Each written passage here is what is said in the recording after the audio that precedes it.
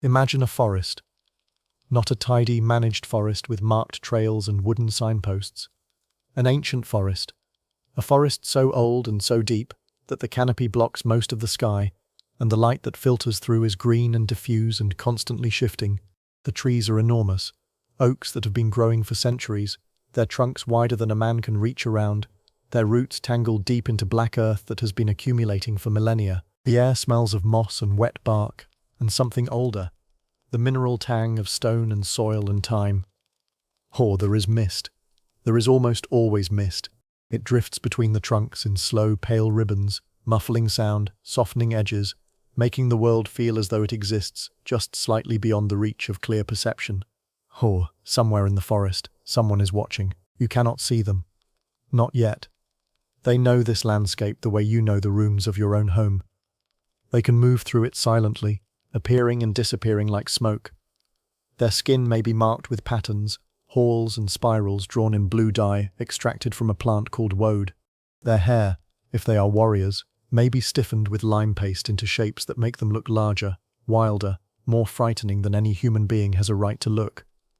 They are the Celts, and for nearly 1,000 years, from the depths of the European Bronze Age to the expansion of the Roman Empire, they were one of the most widespread, most creative, most feared, and most misunderstood peoples in the ancient world.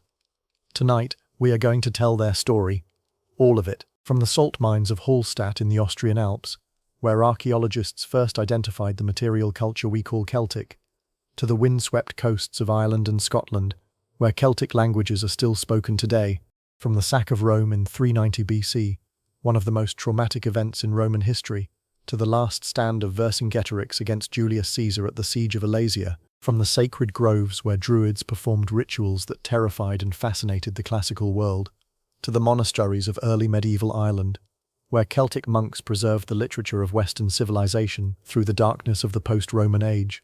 It is a story that covers most of Europe. It spans more than 2,000 years, and it involves a people who, despite leaving no written history of their own, shaped the culture, the art, the languages, and the identity of a continent. Before we begin, I'd like to know where you are tonight. What time is it where you are, and what city are you listening from? Leave a comment below. As we journey through the ancient forests and hill forts of Celtic Europe together, it's a beautiful thing knowing that listeners all over the world are sharing this same story, at this same moment, under different skies. Now, let your breathing slow. Let the tension leave your body. Let the mist close in around you. We are going back, far back, to the mountains of Central Europe, to the shores of ancient lakes, to the place where the story of the Celts begins. The word Celt is a problem. It sounds simple. It sounds like the name of a people, a unified group, a nation, an ethnicity, like saying Roman, or Greek, or Egyptian. But the reality is far more complicated, and understanding that complexity is essential to understanding everything that follows. The ancient Greeks used the word Keltoi to describe the peoples living to the north and west of the Mediterranean world. The Romans used Celti and Galli, Gauls, but these were outsiders' terms, labels applied by people who were looking at a vast, diverse collection of cultures spread across thousands of miles and seeing, from a distance, something that looked like a single thing. The peoples we call Celts almost certainly did not think of themselves as a single group. They identified with their tribe, their clan, their local king or chieftain, a warrior from what is now Ireland, and a warrior from what is now Turkey, both classified as Celtic by modern scholars, would not have recognized each other as members of the same people. And yet, there are commonalities. There are shared artistic styles, shared religious practices, shared linguistic roots, shared social structures that connect these far-flung communities in ways that justify, with appropriate caution, treating them as part of a broader cultural phenomenon. The Celts were not a nation. They were a civilization. A loose, decentralized, diverse civilization, bound together not by a central government or a common state, but by shared languages, shared artistic traditions, shared values, and shared ways of seeing the world. To find the beginning of that civilization, we need to go to a small town in the Austrian Alps. High in the Salzkammergut region of Upper Austria, perched between a steep mountainside and the shore of a cold, deep lake, lies the village of Hallstatt. It is a beautiful place, postcard perfect, with painted houses clustered along the water's edge and mountains rising sharply above. It is also one of the most important archaeological sites in European history. In the mid-19th century, excavations in the mountains above Hallstatt uncovered an ancient cemetery containing over 1,000 graves. The graves dated from approximately 800 to 450 BC, a period that archaeologists now call the Hallstatt period, after the site where it was first identified. The graves contained extraordinary things: weapons, swords, daggers, spearheads, made from both bronze and iron, jewelry of remarkable sophistication, pottery, textiles, amber from the Baltic, coral from the Mediterranean, glass beads from the Near East, and salt. Salt was the reason Hallstatt existed. The mountains above the village contained some of the oldest salt mines in the world, mines that had been worked for thousands of years before the cemetery was established. Salt, in the ancient world, was extraordinarily valuable. It preserved food, it flavored food, it was essential for survival. The salt mines of Hallstatt generated wealth that connected this remote alpine community to trading networks stretching across Europe and beyond. The word Hallstatt itself contains the German word Salz, salt, and the Celtic word hall, which also means salt. The very name of the place is a linguistic artifact of the culture it helped define. The Hallstatt culture, as archaeologists call it, was the first phase of what we recognize as Celtic civilization. It was centered in the area of modern Austria, southern Germany, Switzerland, and eastern France. It was characterized by a society of warrior elites who controlled access to valuable resources, particularly salt and metals, and who used the wealth generated by trade to support a sophisticated material culture. These people were ironworkers. The Hallstatt period coincides with the transition from the Bronze Age to the Iron Age in Central Europe, and the Hallstatt Celts were among the earliest peoples in Europe to adopt iron technology on a large scale. Iron tools and weapons, harder, more durable, and ultimately more effective than their bronze equivalents, gave them a material advantage over their neighbours. They were also drinkers. The graves of Hallstatt elite contain large quantities of wine-drinking equipment, cups, pitchers, strainers, and elaborate bronze vessels designed for the preparation and consumption of wine. The wine itself came from the Mediterranean world, from the Greeks and Etruscans who traded it northward in exchange for the raw materials, tin, amber, furs, slaves, that the Celtic world could provide. The importation of Mediterranean wine into the Celtic heartland was not merely an economic transaction, it was a cultural exchange.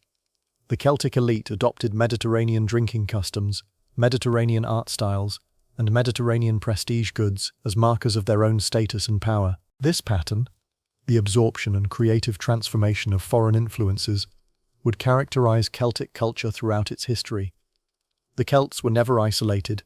They were always in contact with other peoples, other traditions, other ways of doing things, and they were remarkably good at taking what they found useful and making it their own. Among the most impressive sites of the Hallstatt period are the so-called princely seats, large, fortified hilltop settlements that served as the political and economic centers of the Celtic elite. The most famous of these is the Hornburg, located on a bluff above the upper Danube River in what is now southwestern Germany. The Hornburg was occupied from approximately the 7th to the 5th century BC, and at its peak, it was one of the largest settlements north of the Alps. What makes the Hornburg extraordinary is its fortification wall. In the mid-6th century BC, the people of the Hornburg constructed a wall using a technique that was entirely foreign to Central Europe. Instead of the typical wooden palisade or earth and timber rampart, they built a wall of sun-dried mud brick on a stone foundation, a Mediterranean building technique that they must have learnt from contact with Greek or Etruscan traders. It is a remarkable thing. A Celtic community in the forests of southern Germany, building a Mediterranean-style fortification wall 600 years before Christ. It speaks to the depth and complexity of the cultural connections that linked the Celtic heartland to the wider world. The Heunerberg and the other princely seats, Mont-Lassois in Burgundy, the Hohenhusbag near Stuttgart, and others, were not simply military strongholds. They were centers of production, trade, and consumption. Workshops produced goods for local use and for export, imported luxury items, wine, fine pottery, bronze vessels, flowed in through trade networks that connected the Celtic elite to the Mediterranean economy. The wealth was concentrated. The social hierarchy was pronounced. The people buried in the elaborate graves, with their gold jewelry, their weapons, their imported luxuries, were clearly powerful individuals who commanded significant resources and significant loyalty. But around 450 BC, something changed. The princely seats were abandoned, the Hallstatt system collapsed, and a new phase of Celtic civilization, more dynamic, more artistic, more mobile, and ultimately more expansive, began to emerge. Around 450 BC, the center of gravity of the Celtic world shifted. The old Hallstatt heartland, the princely seats of the upper Danube and the Rhine, was declining. The reasons are not entirely clear. Perhaps the trade routes that had sustained the Hallstatt elite shifted. Perhaps internal social tensions disrupted the old power structures. Perhaps new peoples or new pressures from the east pushed the balance. Whatever the cause, the result was a transformation. A new cultural phase emerged, identified by archaeologists from a site on the shores of Lake Neuchâtel in Switzerland, a place called Laten. The Laten culture, as it came to be known, would define Celtic civilization for the next 4 centuries, spreading across a vast area of Europe and producing some of the most extraordinary art the ancient world ever created. If you remember nothing else about the Celts, remember their art. Laten art is one of the most distinctive and most beautiful artistic traditions in human history. It is immediately recognizable and entirely unlike anything produced by the contemporary Mediterranean civilizations, Greek, Roman, or Etruscan, with which the Celts were in regular contact, where Greek art strove for naturalism, for the accurate representation of the human body, for symmetry, for proportion, for the idealized depiction of physical reality. Celtic art went in an entirely different direction. It was abstract. It was fluid. It was organic. It drew on natural forms, plants, animals, waves, spirals, but it did not represent them realistically. Instead, it transformed them into patterns of flowing, interlocking curves that seem to move even when they are carved into metal or stone. The Celtic spiral, that endlessly turning, endlessly flowing curve, is perhaps the most iconic element of Laten art. It appears on everything, on sword scabbards, on bronze mirrors, on gold torques, on pottery, on the carved stones that mark sacred sites across the Celtic world. There is something almost hypnotic about these spirals, something that suggests movement, transformation, the endless cycling of natural processes, birth, death, rebirth. Whether the Celts intended their art to express these ideas explicitly, or whether the resonance is something we read into it from our own perspective, is impossible to say. But the art speaks.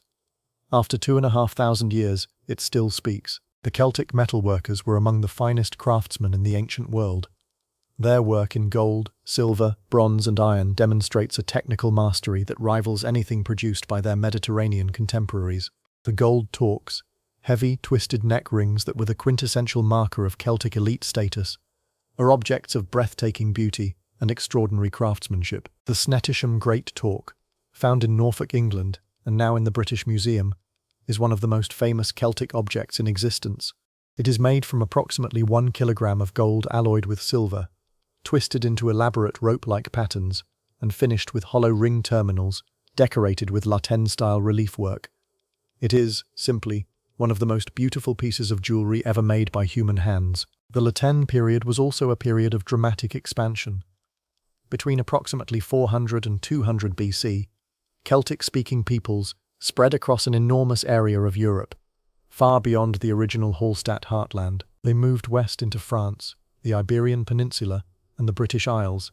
They moved east into the Carpathian Basin, the Balkans, and even into Asia Minor. They moved south into the Italian Peninsula, coming into direct and often violent contact with the Mediterranean world. This expansion was not a single coordinated migration.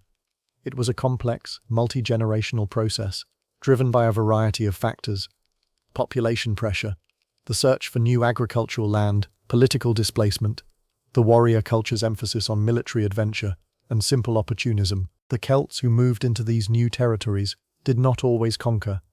Sometimes they settled alongside existing populations, gradually integrating. Sometimes they were invited, hired as mercenaries by Mediterranean powers who valued their fighting abilities. Sometimes they conquered violently and established themselves as a new ruling class over subjugated peoples. But wherever they went, they brought their language, their art, their social structures, and their religious practices, and wherever they settled, they adapted, absorbing local influences, mixing them with their own traditions, creating new, hybrid cultures that were recognizably Celtic but also distinctly local. By 300 BC, the Celtic world stretched from Ireland in the west to central Turkey in the east, from northern Scotland to the Po Valley of Italy. It was, in geographical terms, the largest cultural zone in Europe, and it had no central government, no capital city, no single ruler, no written constitution, no bureaucracy. It was held together by language, by art, by shared customs, and by the fierce, proud independence of its individual tribes and their warrior leaders. This was both its greatest strength and its greatest vulnerability. We need to pause here and address something that has been lurking beneath the surface of everything we have said so far. The question of identity. Who exactly were the Celts? The answer is more complicated than it might seem. And the complications matter, not just for academic accuracy, but for understanding the living legacy of Celtic identity in the modern world. The strongest thread connecting the diverse peoples we call Celtic is linguistic. The Celtic languages, a branch of the larger Indo-European language family, share common roots, common grammatical structures, and common vocabulary that clearly indicate a shared origin. Linguists divide the Celtic languages into two main groups. The Goidelic languages, which include Irish, Scottish Gaelic, and Manx, are characterized by their preservation of the original Indo-European Q sound, which in these languages became a hard K or Q sound. The Brythonic languages, which include Welsh, Cornish, and Breton, replaced the Q sound with a P sound, with a Mhe sound. This may sound like a minor technical distinction, but it reflects a deep historical division within the Celtic-speaking world. A division that may date back thousands of years to a period when the ancestors of the Goidelic and Brythonic speakers lived in different regions and developed their languages along different paths. The Celtic languages were once spoken across most of Western and Central Europe. Today, they survive only on the western margins, in Ireland, Scotland, Wales, Brittany, and the Isle of Man. They are among the most endangered language families in Europe. Some, like Cornish and Manx, effectively died out as community languages before being revived through deliberate preservation efforts. The survival of these languages, against enormous pressure from English and French over many centuries, is a testament to the tenacity of Celtic cultural identity. People held on to their languages because their languages were who they were. Almost everything we know about the ancient Celts from written sources comes from Greek and Roman authors. This is a problem. The Greeks and Romans who wrote about the Celts were outsiders. They were writing for audiences who had little direct experience of Celtic culture. They were shaped by their own cultural assumptions and prejudices, and they were often writing with specific political agendas, to justify conquest, to entertain readers with tales of exotic barbarians, or to use the Celts as a foil against which to define their own civilization. The Greek historian Polybius, writing in the 2nd century BC, described the Celts as brave but undisciplined, fierce in the initial charge but lacking the stamina and organization for sustained combat. This assessment contains truth, but it also reflects Greek and Roman assumptions about what constituted proper military behavior. Julius Caesar, in his Commentari de Bello Gallico, his account of the Gallic Wars, is our most detailed ancient source on Celtic society. Caesar was intelligent, observant, and capable of genuine insight. He was also a military commander engaged in a war of conquest, writing an account designed to justify that conquest to a Roman audience and to advance his own political career. Caesar's Gaul is populated by brave but fractious barbarians who were ultimately better off under Roman rule. This is not an objective anthropological assessment. It is propaganda, sophisticated, well-written propaganda, but propaganda nonetheless. The Greek geographer Strabo, the historian Diodorus Siculus, the Roman writer Pliny the Elder, all of these authors contribute details to our picture of Celtic culture, but all of them were writing from the outside, and all of them brought their own biases. What the Celts themselves thought, believed, and felt, in their own words, is largely lost to us. They had a powerful oral tradition, but they did not as a rule commit their knowledge to writing. The Druids, the priestly and intellectual class of Celtic society, explicitly forbade the writing down of their sacred knowledge. This means that the Celtic voice is almost entirely absent from the written record. We hear about the Celts. We rarely hear from them. The oral traditions of Ireland, committed to writing by Christian monks in the early medieval period, centuries after the events they describe, offer the closest thing we have to an indigenous Celtic perspective. But even these texts have been filtered through a Christian lens and shaped by centuries of retelling. We are, in a very real sense, trying to reconstruct a civilization from its shadows, from the impressions it left on other people's memories, from the objects it made and buried, from the languages it spoke, which survived on the lips of its descendants. It is a humbling exercise, and it should make us cautious about claiming to know more than we do. Celtic society was hierarchical, competitive, and intensely personal. It was not organized around cities, in the way that Greek and Roman society were. The Celts did build large settlements, oppida, as the Romans called them, but these were not cities in the Mediterranean sense. They were fortified centres that served as places of trade, craft production, political assembly, and refuge in times of war. The bulk of the Celtic population lived in scattered farmsteads and small villages, working the land, tending livestock, and owing allegiance to local lords and chiefs. Power was personal.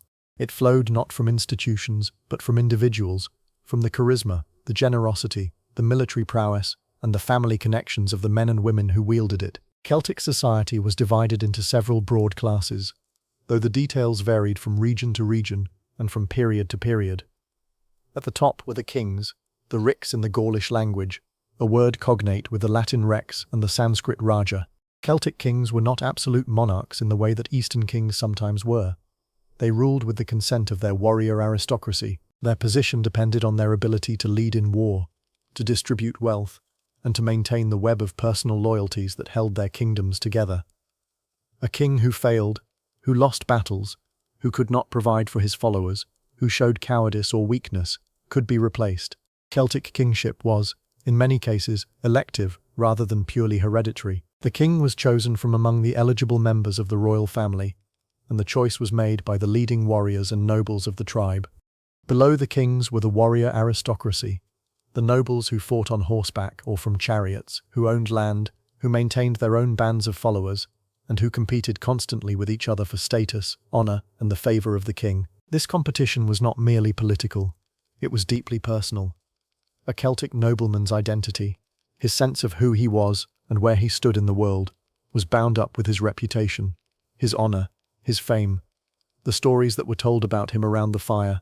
The Celtic feast, the great communal banquet at which warriors ate, drank, boasted, and competed for the champion's portion of the meat, was not merely a social event, it was a political institution. Seating arrangements reflected hierarchy, the distribution of food reflected status, and the competition for the hero's portion, the choicest cut of meat, awarded to the warrior deemed the bravest, could, according to the sources, lead to actual combat. Posidonius, a Greek philosopher who visited Gaul in the 1st century BC, and whose account, though lost, was used by later writers, described Celtic feasts in vivid detail. Warriors sat in a circle, with the most powerful in the center. Food was served on wooden or bronze platters.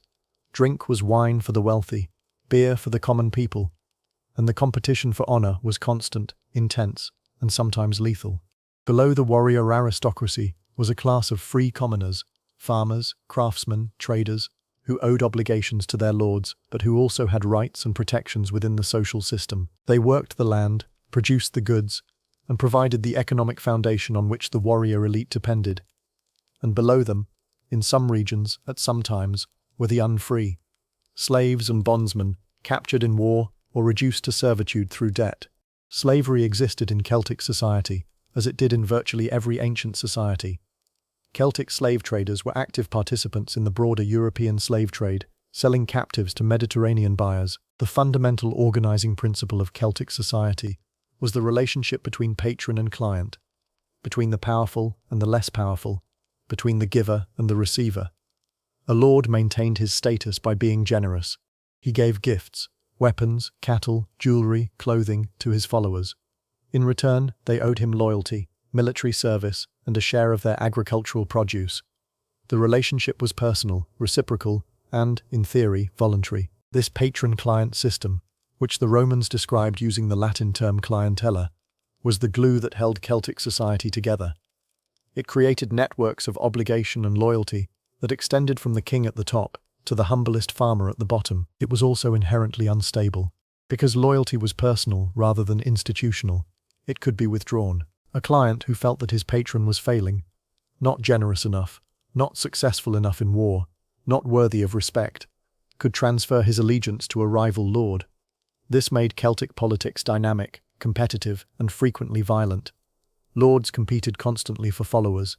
Followers weighed their options constantly, assessing which patron offered the best deal. The system rewarded ambition, charisma, and military success. It punished failure ruthlessly. Two values stood at the center of Celtic social life: hospitality and honor. Hospitality was not merely a nice custom. It was a sacred obligation. A traveler who arrived at a Celtic household was to be welcomed, fed, and sheltered, no questions asked. The host was obligated to provide for the guest. The guest was obligated to respect the host's home. Violations of hospitality, betraying a guest, or abusing a host's generosity were among the most serious offences in Celtic culture. The Irish myths are full of stories in which terrible consequences follow from failures of hospitality. Honour was equally central. A Celtic person's honour, his or her reputation, standing, and social dignity, was not merely a matter of personal pride. It was a legal concept. An insult to a person's honour was a legal offence that required compensation. The amount of compensation depended on the person's social rank. The higher the rank, the greater the honour price, and the greater the penalty for violating it. This system, which is described in detail in the early Irish law texts, created a social order in which personal dignity was legally protected and publicly maintained. It was, in its way, a remarkably sophisticated response to the problem of maintaining social order in a society without a strong central state. Of all the aspects of Celtic civilization that have captured the modern imagination, none has been more enduring or more misunderstood than the Druids. The word conjures images: white-robed figures in moonlit groves, mistletoe cut with golden sickles, Stonehenge at the solstice, ancient wisdom, mysterious rituals, connection with the natural world. Some of these images contain elements of truth. Many are later inventions, the product of romantic reimagining by 18th and 19th century writers who projected their own ideals onto a past they barely understood. The real Druids were more interesting than the fantasy, and more complex. The Druids were the intellectual class of Celtic society. That single sentence needs to be unpacked carefully, because the role of the Druids was far broader than any single modern category can capture. They were priests, but they were also judges, teachers, advisors, astronomers, natural philosophers, poets, historians, and keepers of sacred knowledge. In a society without writing, at least, without the habitual use of writing for recording important information, the Druids were the living repositories of everything that mattered. They memorized the laws, they memorized the genealogies, they memorized the religious rituals, they memorized the stories, the songs, the astronomical observations, the medical knowledge, the philosophical teachings that constituted the intellectual heritage of their people. Caesar, in his account of the Gallic Wars, provides the most detailed surviving description of the Druids. He describes them as one of two privileged classes in Gallic society, the other being the warrior aristocracy. He says that young men of good family spent up to 20 years studying to become Druids, memorizing enormous quantities of verse that contained their accumulated knowledge. 20 years, that is longer than the training for any modern profession. It is longer than medical school, law school, and a PhD combined. Whatever the Druids knew, whatever they taught and learned and preserved, it was complex enough and extensive enough to require 2 decades of dedicated study. Caesar also notes that the Druids deliberately refused to commit their knowledge to writing, despite being familiar with the Greek alphabet, which they used for mundane purposes like keeping accounts. The sacred knowledge, the important knowledge, was to be carried in the mind, not written on a page. Why? Caesar suggests 2 reasons. First, that the Druids did not want their teachings to become common knowledge, accessible to anyone who could read. The knowledge was sacred, and was to be entrusted only to those who had earned the right to receive it. Second, that the Druids believed that reliance on writing weakened the memory. If you could look things up, you wouldn't bother to remember them. And memory, the trained, disciplined, extraordinary memory of a person who had spent 20 years learning to use it, was the foundation of Druidic authority. There is something both admirable and tragic about this decision. Admirable because it reflects a genuine respect for the power and discipline of human memory. Tragic because it means that when the Druids disappeared, when their tradition was broken by Roman conquest and Christian conversion, most of what they knew disappeared with them. We will never know what was lost. The Druids presided over the religious life of Celtic society. They conducted the rituals, they interpreted the omens, they mediated between the human world and the divine, they maintained the sacred calendars, that governed the timing of festivals, agricultural activities, and other events of communal importance. Celtic religion, as we understand it from the fragmentary evidence available to us, was polytheistic. The Celts worshipped a large number of gods and goddesses, many of them associated with specific places, particular rivers, particular mountains, particular springs, particular groves. This localism is important. Celtic religion was not organized around a universal theology in the way that Christianity or Islam would later be. It was rooted in the landscape. Each place had its own sacred associations.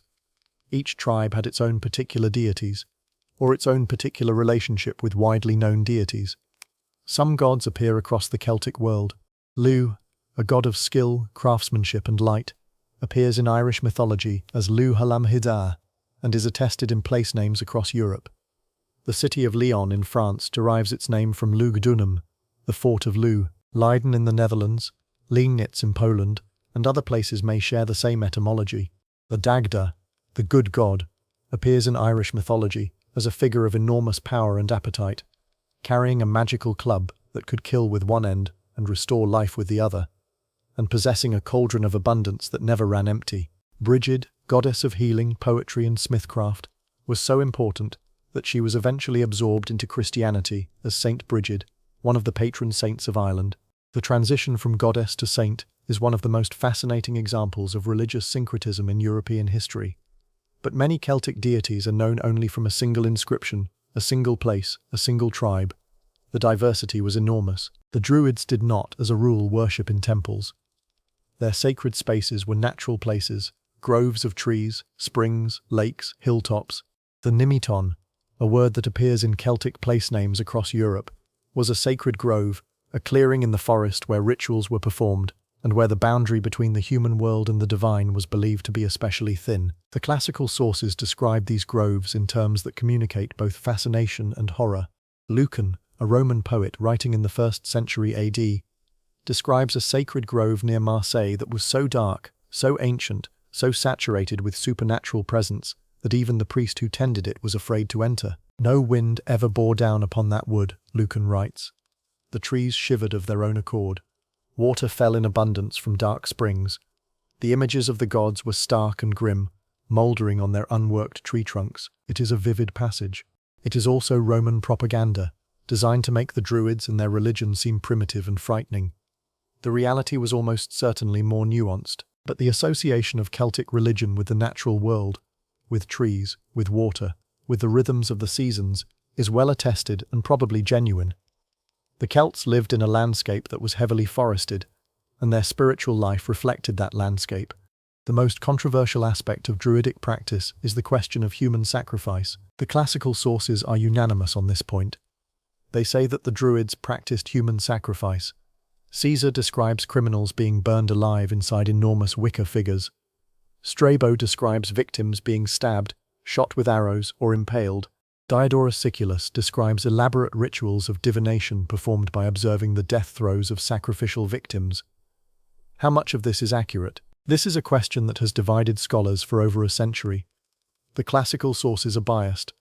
They have obvious reasons to portray the Druids as barbaric, since this portrayal justified Roman conquest.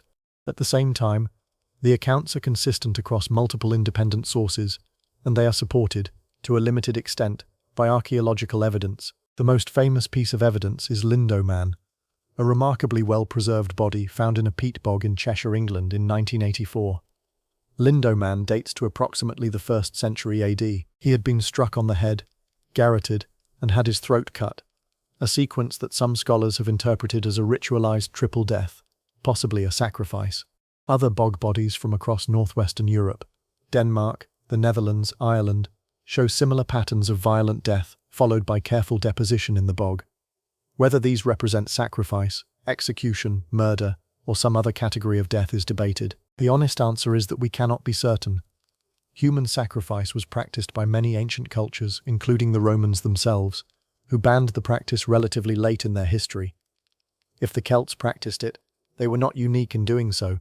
What we can say is that the Druids' religious authority was real, that their rituals were taken seriously by their communities, and that the boundaries between the sacred and the violent were different in the ancient world than they are in ours. The Druids' influence extended far beyond the religious sphere. They served as judges, arbitrating disputes, interpreting law, imposing penalties. Caesar notes that the Druids had the power to exclude individuals from participation in religious ceremonies, a punishment equivalent to excommunication that effectively made the person a social outcast. They served as advisors to kings, providing counsel on matters of war, diplomacy, and governance. A king who acted without Druidic approval was taking a significant political risk. They served as teachers, training the next generation of Druids in the vast body of knowledge that constituted their intellectual tradition. And they served as diplomats. The Druids were among the few people in Celtic society who could move freely between tribal territories without risk of attack. Their sacred status gave them a kind of immunity that transcended tribal boundaries. This last point is significant. In a society as politically fragmented as the Celtic world, the Druids were one of the few institutions that provided any kind of pan-Celtic connection. They met annually, Caesar says, at a sacred place in the territory of the Carnutes, in what is now central France, to discuss matters of common interest and to adjudicate disputes that crossed tribal boundaries. The Druids were, in effect, the closest thing the Celtic world had to a unifying institution. When the Romans targeted the Druids for destruction, as they systematically did during the conquest of Gaul and Britain, they were not merely suppressing a religious practice, they were destroying the intellectual and spiritual infrastructure of an entire civilization. The Celtic understanding of the world was not divided, as ours tends to be, into the natural and the supernatural. For the Celts, the world was one, the visible and the invisible, the material and the spiritual, the living and the dead. These were not separate categories, but aspects of a single, unified reality. The boundaries between them were not walls, but membranes, permeable, shifting, sometimes dangerously thin.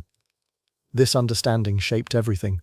It shaped how the Celts related to the land they lived on, to the animals they hunted and herded, to the dead they buried, and to the future they tried to foresee. The Celts believed in an otherworld, a parallel reality that existed alongside the visible world, sometimes overlapping with it, sometimes accessible through specific places or at specific times. The other world was not a heaven in the Christian sense, not a reward for virtuous living, not a destination earned through moral behavior. It was simply another dimension of existence. It was the place where the gods lived, where the dead went, and where the essential energies that sustained the visible world had their source.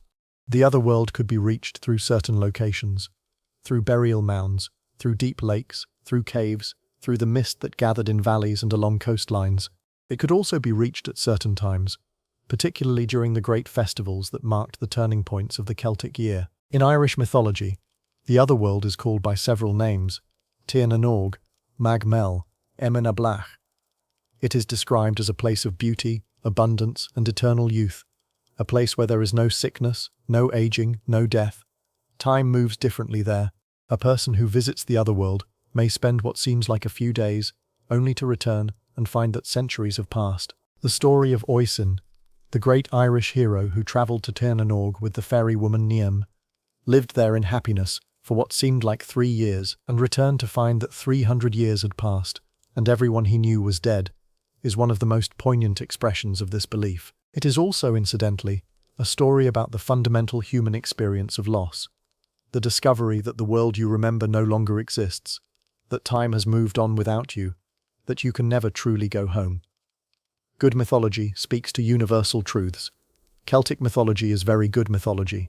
The Celtic year was structured around 4 great festivals, each marking a transition point in the agricultural and pastoral cycle. Samhain, celebrated around the 1st of November, marked the beginning of the Celtic New Year and the start of winter.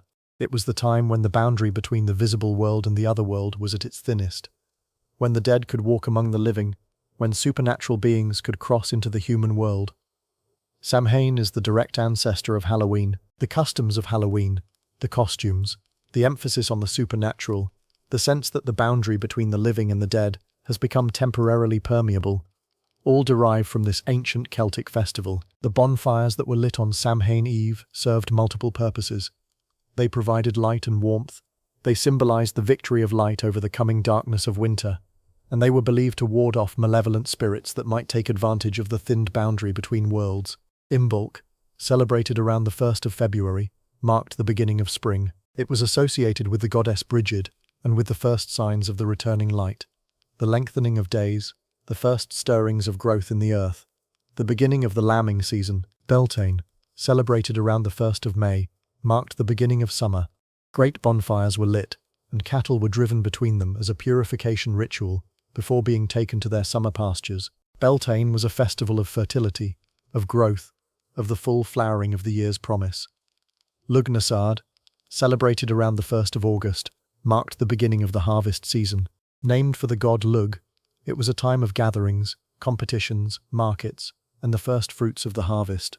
These 4 festivals, equally spaced through the year, marking the transitions between seasons, created a sacred rhythm that connected the Celtic community to the cycles of the natural world. The festivals were not merely agricultural in significance. They were cosmic events, moments when the proper relationship between the human world and the divine world had to be renewed and maintained. The Druids presided over these festivals. They determined the correct timing. They performed the rituals. They ensured that the ceremonies were conducted properly, because proper conduct was essential. A ritual performed incorrectly could be worse than no ritual at all. The Celtic attitude toward death was, by classical accounts, remarkably fearless. Caesar and other Roman writers consistently note that the Celts believed in the immortality of the soul. Not immortality in the vague, uncertain sense in which many ancient peoples conceived it, but a robust, confident belief that death was not an end but a transition, that the soul continued to live, in another form, in another place, after the body died. This belief, Caesar says, made the Celts extraordinarily brave in battle. A warrior who believed that death was merely a doorway to another life had less reason to fear it than a warrior who believed that death was final. Some ancient sources describe Celts lending money to each other with the understanding that the debt could be repaid in the afterlife. Whether this was literally practiced or was a classical exaggeration designed to illustrate Celtic attitudes toward death, the underlying point is clear. The Celts took the afterlife seriously. They believed it was real, proximate, and continuous with the life they were living. The elaborate burial practices of the Celtic world, the grave goods, the weapons, the chariots, the food and drink placed in tombs, reflect this belief. The dead were equipped for their journey. They were given what they would need. They were treated as people who were going somewhere, not as people who had ceased to exist. Let us spend more time with the festivals, because the festivals were not just dates on a calendar. They were the heartbeat of Celtic communal life, the moments when scattered communities came together, when social bonds were renewed, when the relationship between the human world and the sacred world was reaffirmed. Samhain was the most important and the most solemn of the 4 great festivals. It fell at the boundary between the light half and the dark half of the year, the transition from summer to winter, from abundance to scarcity, from the time of growth to the time of endurance. On Samhain Eve, all household fires were extinguished. This was not a minor inconvenience. Fire was life. Fire meant warmth, cooked food, light against the darkness. To let the fire go out was to acknowledge, symbolically, that the old year was dead. And then the Druids lit a new fire, the sacred Samhain bonfire, from which all the household fires would be relit. The new fire was a new beginning. The community's flame, rekindled from a single sacred source, bound every household to every other, and to the divine forces that the Druids represented. Animals that could not be fed through the winter were slaughtered at Samhain. Their meat was preserved, salted, smoked, dried, to sustain the community through the cold months ahead. The blood of the slaughtered animals may have had ritual significance. Some scholars suggest that it was sprinkled on doorposts or on the fields as an offering. And on Samhain night the dead returned, or rather, the boundary between the world of the living and the other world became so thin that passage between them was possible. The spirits of the dead could walk among the living. Other beings, fairies, supernatural creatures, entities that defied easy categorization could cross over as well. This was not necessarily terrifying.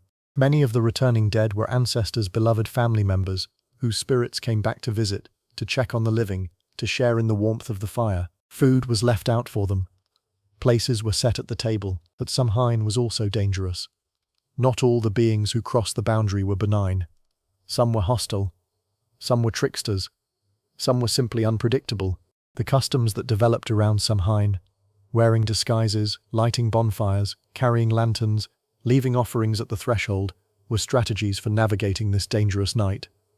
They were ways of honoring the dead, appeasing the supernatural, and protecting the living. When Christianity came to the Celtic world, Samhain was absorbed into the Christian calendar, becoming All Saints' Day and All Souls' Day, with the evening before becoming All Hallows' Eve. Halloween. The costumes, the jack-o'-lanterns, the emphasis on ghosts and spirits, and the boundary between the living and the dead. All of these trace their roots back to a Celtic festival celebrated in the forests and hill forts of Iron Age Europe over 2,000 years ago. Every child who goes trick-or-treating on October 31 is participating, however unknowingly, in one of the oldest continuous cultural traditions in the Western world. If Samhain was about death and ending, Beltane was about life and beginning. Celebrated on or around the 1st of May, Beltane marked the transition from the dark half of the year to the light half, from winter to summer, from the time of endurance to the time of abundance. The Beltane fires were enormous. 2 great bonfires were lit, and cattle, the most valuable economic asset of the Celtic world, were driven between them. The smoke and the heat were believed to purify the animals, to protect them from disease, to ensure their health and fertility for the coming season. People too passed between the fires, or jumped over them. The fire was purifying, transforming, renewing. Beltane was a festival of fertility in the broadest sense. Fertility of the land, of the herds, of the community itself. It was a time of celebration, of feasting, of music and dancing. It was, according to some sources, a time when the normal social rules were relaxed, when the boundaries between people, like the boundaries between seasons, became more permeable. The Beltane tradition survived longest in Ireland and Scotland, where May Day customs, the lighting of hilltop bonfires, the decoration of homes with flowers and greenery, the celebration of the coming summer, persisted well into the modern era, and, in some places, persist still. The 2 lesser festivals, Imbolc and Lugnasars, were no less important in the rhythm of the Celtic year. Imbolc, in early February, was associated with the first stirrings of spring, the ewes beginning to lactate, the days beginning to lengthen, the first green shoots appearing in the frozen ground. It was a quiet festival, domestic rather than communal, associated with the goddess Brigid and with the promise of warmth and growth to come. Brigid's association with Imbolc is deep and multifaceted. She was a goddess of fire, of the hearth fire, the forge fire, the fire of poetic inspiration. She was a healer, a smith, a poet. When Christianity absorbed her into its own tradition as Saint Brigid, her feast day February 1 coincided exactly with Imbolc. The Brigid's cross, a simple cross woven from rushes, still made in Ireland today, is one of the most recognizable survivals of pre-Christian Celtic tradition in the modern world. Lugnasar, in early August, was the great harvest festival, named for the god Lug, who was said to have established the festival in honor of his foster mother Tealtiw. Lugnasar was celebrated with gatherings, athletic competitions, horse races, markets, and the ceremonial cutting of the first grain. The hilltop assemblies associated with Lugnasad were major social events, occasions for trade, for the settlement of disputes, for the arrangement of marriages, and for the display of wealth and status. The Tailtown Games, held at Tailtown in County Meath, Ireland, were a Lugnasad festival that some sources compare to the Greek Olympic Games. The position of women in Celtic society was, by the standards of the ancient world, remarkable. This is not to say that Celtic society was a paradise of gender equality. It was not. It was a patriarchal society in which men held the primary positions of formal political and military power. Women's lives were, in many ways, constrained by the same limitations that affected women in other ancient cultures. Limited legal autonomy, limited political participation, limited freedom of movement. But within those constraints, and sometimes spectacularly beyond them, Celtic women exercised power, influence, and independence that astonished their Greek and Roman contemporaries. The early Irish law texts, which, while medieval in their written form, are believed to reflect much older Celtic legal traditions, give us the most detailed picture of women's legal status in the Celtic world. Women could own property, they could inherit, they could enter into contracts, they brought a dowry into marriage, and that dowry remained legally theirs, not their husband's. If the marriage ended, through divorce, separation, or the husband's death, the woman took her property with her. Divorce was permitted. Either party could initiate it. The grounds for divorce were extensive and included, remarkably by ancient standards, physical abuse, failure to provide, impotence, and even the husband being so fat that he could not perform his marital duties, women could sue and be sued. They could give evidence in legal proceedings. They could, in certain circumstances, hold positions of authority, as judges, as poets, as landholders of sufficient wealth and status. The concept of the Banchamabe, the female heir, allowed women to inherit land and property when there were no male heirs. This was not merely a theoretical possibility. The Irish law texts devote considerable space to the rules governing female inheritance, suggesting that it was common enough to require detailed regulation.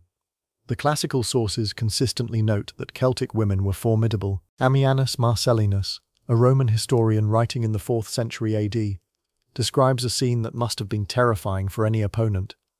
A whole troop of foreigners would not be able to withstand one Gaul if he called his wife to his aid, she who is usually very strong and has blue eyes, especially when, swelling her neck and gnashing her teeth, poising her huge white arms, she begins to rain blows mingled with kicks, as though they were so many missiles sent from the string of a catapult. The passage is clearly exaggerated for rhetorical effect, but the underlying observation that Celtic women were physically strong, personally fierce, and not reluctant to involve themselves in violence is consistent with other sources. Women's participation in warfare appears to have been more common in the earlier periods of Celtic history than in the later ones. The Irish sources describe female warriors and female martial instructors. The legendary Scatha, who trained the hero Cuchulainn in the arts of war, is the most famous example. Whether women routinely fought in battle alongside men is debated. The evidence is ambiguous. What is clear is that the Celtic world could imagine female warriors, could celebrate them in story and legend, in a way that the classical Mediterranean world could not. The most famous Celtic woman in history is Boudica. Her story deserves its own full treatment, and it will get one later in our narrative. But here, in the context of Celtic women's power and independence, she deserves mention. Boudica was queen of the Iceni, a Celtic tribe in eastern Britain. When her husband died, the Romans refused to recognize her authority. They annexed Iceni territory. Roman soldiers flogged Boudica and assaulted her daughters. Boudica raised a rebellion. She assembled an army, not just of Iceni, but of multiple British Celtic tribes. She destroyed the Roman colony at Colchester. She destroyed London. She destroyed St. Albans. Ancient sources claim that 70,000 to 80,000 people were killed in the destruction of these 3 settlements. The revolt was eventually crushed by the Roman governor Paulinus, who defeated Boudica's army in a pitched battle. Boudica died, whether by suicide or illness, the sources disagree, but her name endured. A Celtic queen who challenged the Roman Empire, who, for a brief, terrible moment, made Rome afraid. We will return to her story in full. The Celts were, by universal agreement, terrifying in battle, not because they were disciplined. The Romans were disciplined. The Greeks were disciplined. The Celts were something else entirely. They were ferocious. In Celtic society, warfare was not merely a necessity. It was the defining activity of the aristocratic class. A nobleman's worth was measured, above all, by his prowess in combat. His reputation, his honor, his social standing, all depended on his ability to fight. The Celtic warrior was not a soldier in the Roman sense, not a member of a professional army, trained to fight as part of a unit, subordinating his individual identity to the collective discipline of the formation. The Celtic warrior was, first and foremost, an individual. His glory was personal. His combat was, ideally, single combat. The challenge, the duel, the face-to-face confrontation in which his skill, his courage, and his honor could be displayed for all to see. The classical sources describe Celtic warriors engaging in elaborate pre-battle rituals. They shouted challenges to the enemy. They boasted of their achievements and their ancestry. They sang war songs. They banged their weapons against their shields, creating a wall of noise designed to intimidate and disorient. They stripped naked. This detail, reported by multiple classical sources, has fascinated and puzzled scholars for centuries. Some Celtic warriors fought entirely nude, their only protection the torque around their neck and the blue woad patterns painted on their skin. Why? The explanations offered by modern scholars range from the practical. Bare skin is harder to grab than clothing, and wounds to unprotected skin, while painful, are easier to clean and less likely to become infected by dirty cloth pushed into the wound. To the religious, nudity in battle may have been a ritual act, an offering of the body to the gods, a declaration of absolute fearlessness, a statement that the warrior needed no protection because the gods themselves shielded him. Whatever the reason, the sight of hundreds or thousands of naked, screaming, blue-painted warriors charging at full speed must have been one of the most psychologically overwhelming experiences available in the ancient world. The Celtic warriors' equipment evolved over the centuries, from the bronze swords and spears of the Hallstatt period to the superb ironwork of the Latin era. The Celtic longsword, a slashing weapon with a blade typically between 60 and 80 centimeters long, was the iconic weapon of the Celtic warrior. It was designed for swinging, for cutting, for the dramatic overhead blows that suited the individualistic Celtic fighting style. Roman writers sometimes mocked the Celtic sword, noting that it was prone to bending in combat and that Celtic warriors had to pause and straighten their blades underfoot. Whether this was a genuine weakness of Celtic metallurgy or a Roman exaggeration designed to make the enemy seem less formidable is debated. The Celtic shield, typically oval or rectangular, made from wood covered with leather and sometimes reinforced with a metal boss, was both a defensive tool and a canvas for artistic expression. Shields were often decorated with elaborate Latin-style designs and may have served as identifying markers, indicating the warrior's tribe, status, or personal identity. The chariot, the two-wheeled, horse-drawn vehicle that the Celts used as a platform for elite warriors, was one of the most distinctive elements of Celtic warfare. By the time the Romans encountered the Celts, the chariot had largely fallen out of use in Mediterranean warfare, but in Britain, it remained central to Celtic military practice until well into the Roman period. Julius Caesar, encountering British war chariots for the first time during his invasions of Britain in 55 and 54 BC, was impressed and slightly alarmed. He describes the charioteers driving at full speed between the battle lines, the warriors hurling javelins from the moving platform, then leaping down to fight on foot while the charioteer withdrew to a safe distance, ready to return for a quick extraction if the fighting went badly. The combination of speed, mobility, and the psychological impact of dozens of chariots thundering across the battlefield, their wheels rattling, their horses screaming, their warriors shouting, was a formidable tactical tool. The most shocking aspect of Celtic warfare, from the classical perspective, was the practice of headhunting. Celtic warriors collected the heads of their enemies. This was not random violence. It was a deeply meaningful cultural practice, rooted in the Celtic belief that the head was the seat of the soul, the most sacred and most powerful part of the human body. To take an enemy's head was to capture his spiritual essence. To display it was to demonstrate your superiority over him. Heads were nailed to doorposts. They were hung from saddles and chariots. They were preserved, sometimes in cedar oil, and displayed in prominent places within the warrior's home. The most prestigious heads, those of particularly important or particularly brave enemies, were kept as prized possessions and shown to visitors with pride. Diodorus Siculus describes the practice with a combination of horror and fascination. They cut off the heads of enemies slain in battle and attach them to the necks of their horses. They hand over the blood-stained spoils to their attendants and carry them off as booty, singing a hymn of praise. They nail up these first fruits upon their houses, just as hunters do with the heads of wild beasts. Archaeological evidence supports the literary accounts. Skull niches, spaces specifically designed to hold human skulls, have been found at Celtic settlements across Europe. At the Great Oppidum of Entremont in southern France, a portico decorated with carved heads and containing real human skulls was discovered, confirming the association between head-taking and public display. The practice is deeply alien to modern sensibilities, but it must be understood within its cultural context. The Celts were not mindless savages delighting in gore. They were participants in a religious and social system in which the head held profound spiritual significance, and in which the taking and displaying of heads was a meaningful act with specific cultural purposes. It was, nonetheless, an effective deterrent. Any people who knew that the Celts would take their heads if they lost had excellent motivation to fight hard, or to avoid fighting altogether. Between approximately 500 and 200 BC, the Celtic world expanded dramatically. From the core territory in Central Europe, the Hallstatt and Latin heartlands in modern Austria, Switzerland, southern Germany, and eastern France, Celtic-speaking peoples spread in every direction. They moved west into the Iberian Peninsula. They moved east into the Balkans and Asia Minor. They moved south into the Italian Peninsula. They moved north and west into the British Isles. By the 3rd century BC, the Celtic world was vast, the largest cultural zone in Europe. Celtic languages were spoken from Ireland to Turkey. Celtic art styles were found from Scotland to Romania. Celtic warriors served as mercenaries in the armies of Carthage, of the Hellenistic kingdoms, of Syracuse. This expansion was not a coordinated campaign. There was no Celtic Alexander leading a unified army of conquest. It was a gradual, multi-generational process, driven by population pressure, by the search for land and resources, by the warrior culture's emphasis on military adventure, and by the simple human desire to see what was over the next hill. The movement of Celtic peoples into the Iberian Peninsula, modern Spain and Portugal, produced the Celtiberian culture, a fascinating hybrid of Celtic and indigenous Iberian traditions.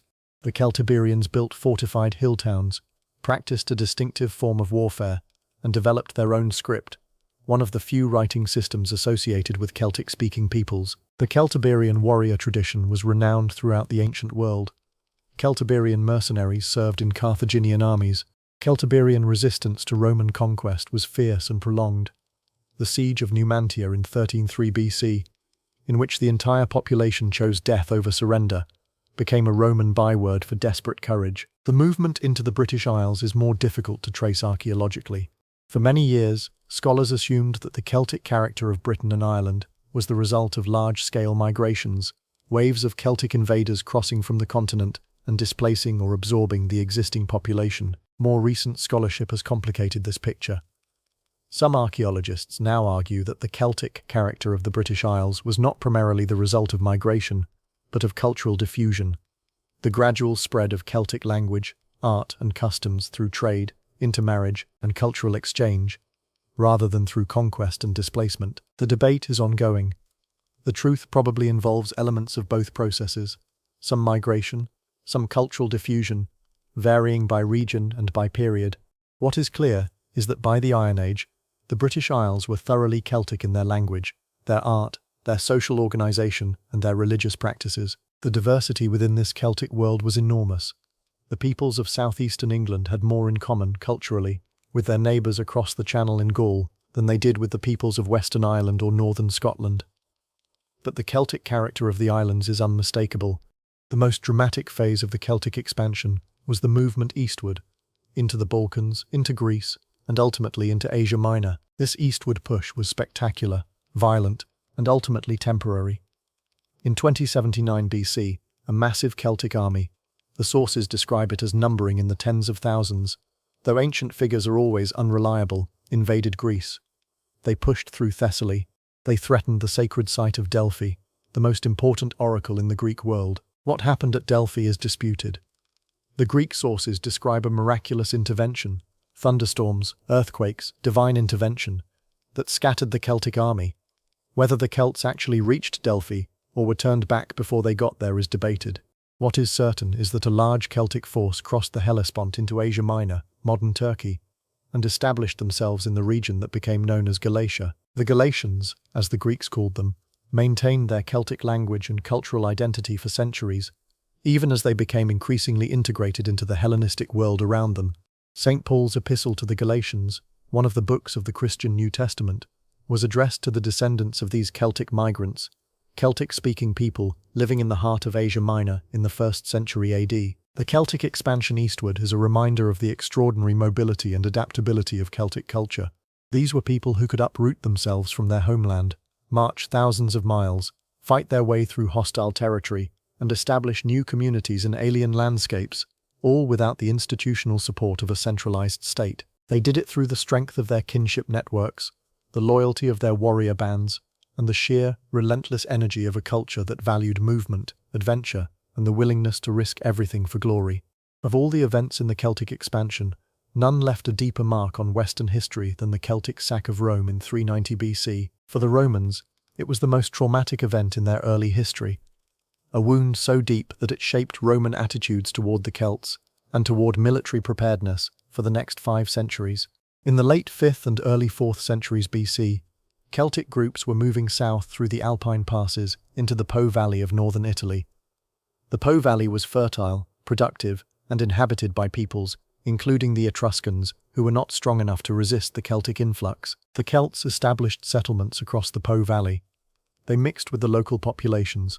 They created a new hybrid culture, Celtic in its warrior tradition, its art, and its social organization, but increasingly adapted to the Italian landscape. Some of the most famous Celtic tribal names are associated with this Italian phase. The Insubres, who settled around modern Milan, the Boii, who gave their name to Bologna, the Senones, who established themselves along the Adriatic coast.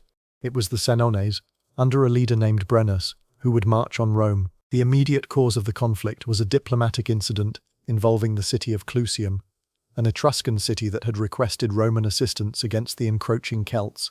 Roman ambassadors were sent to mediate.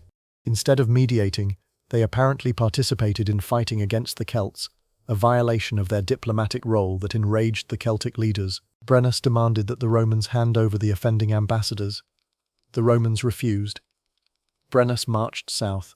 On July 18, 390 BC, a date that the Romans would remember as one of the most catastrophic in their history, the Celtic army met a Roman force at the Battle of the Allia, a small river about 11 miles north of Rome.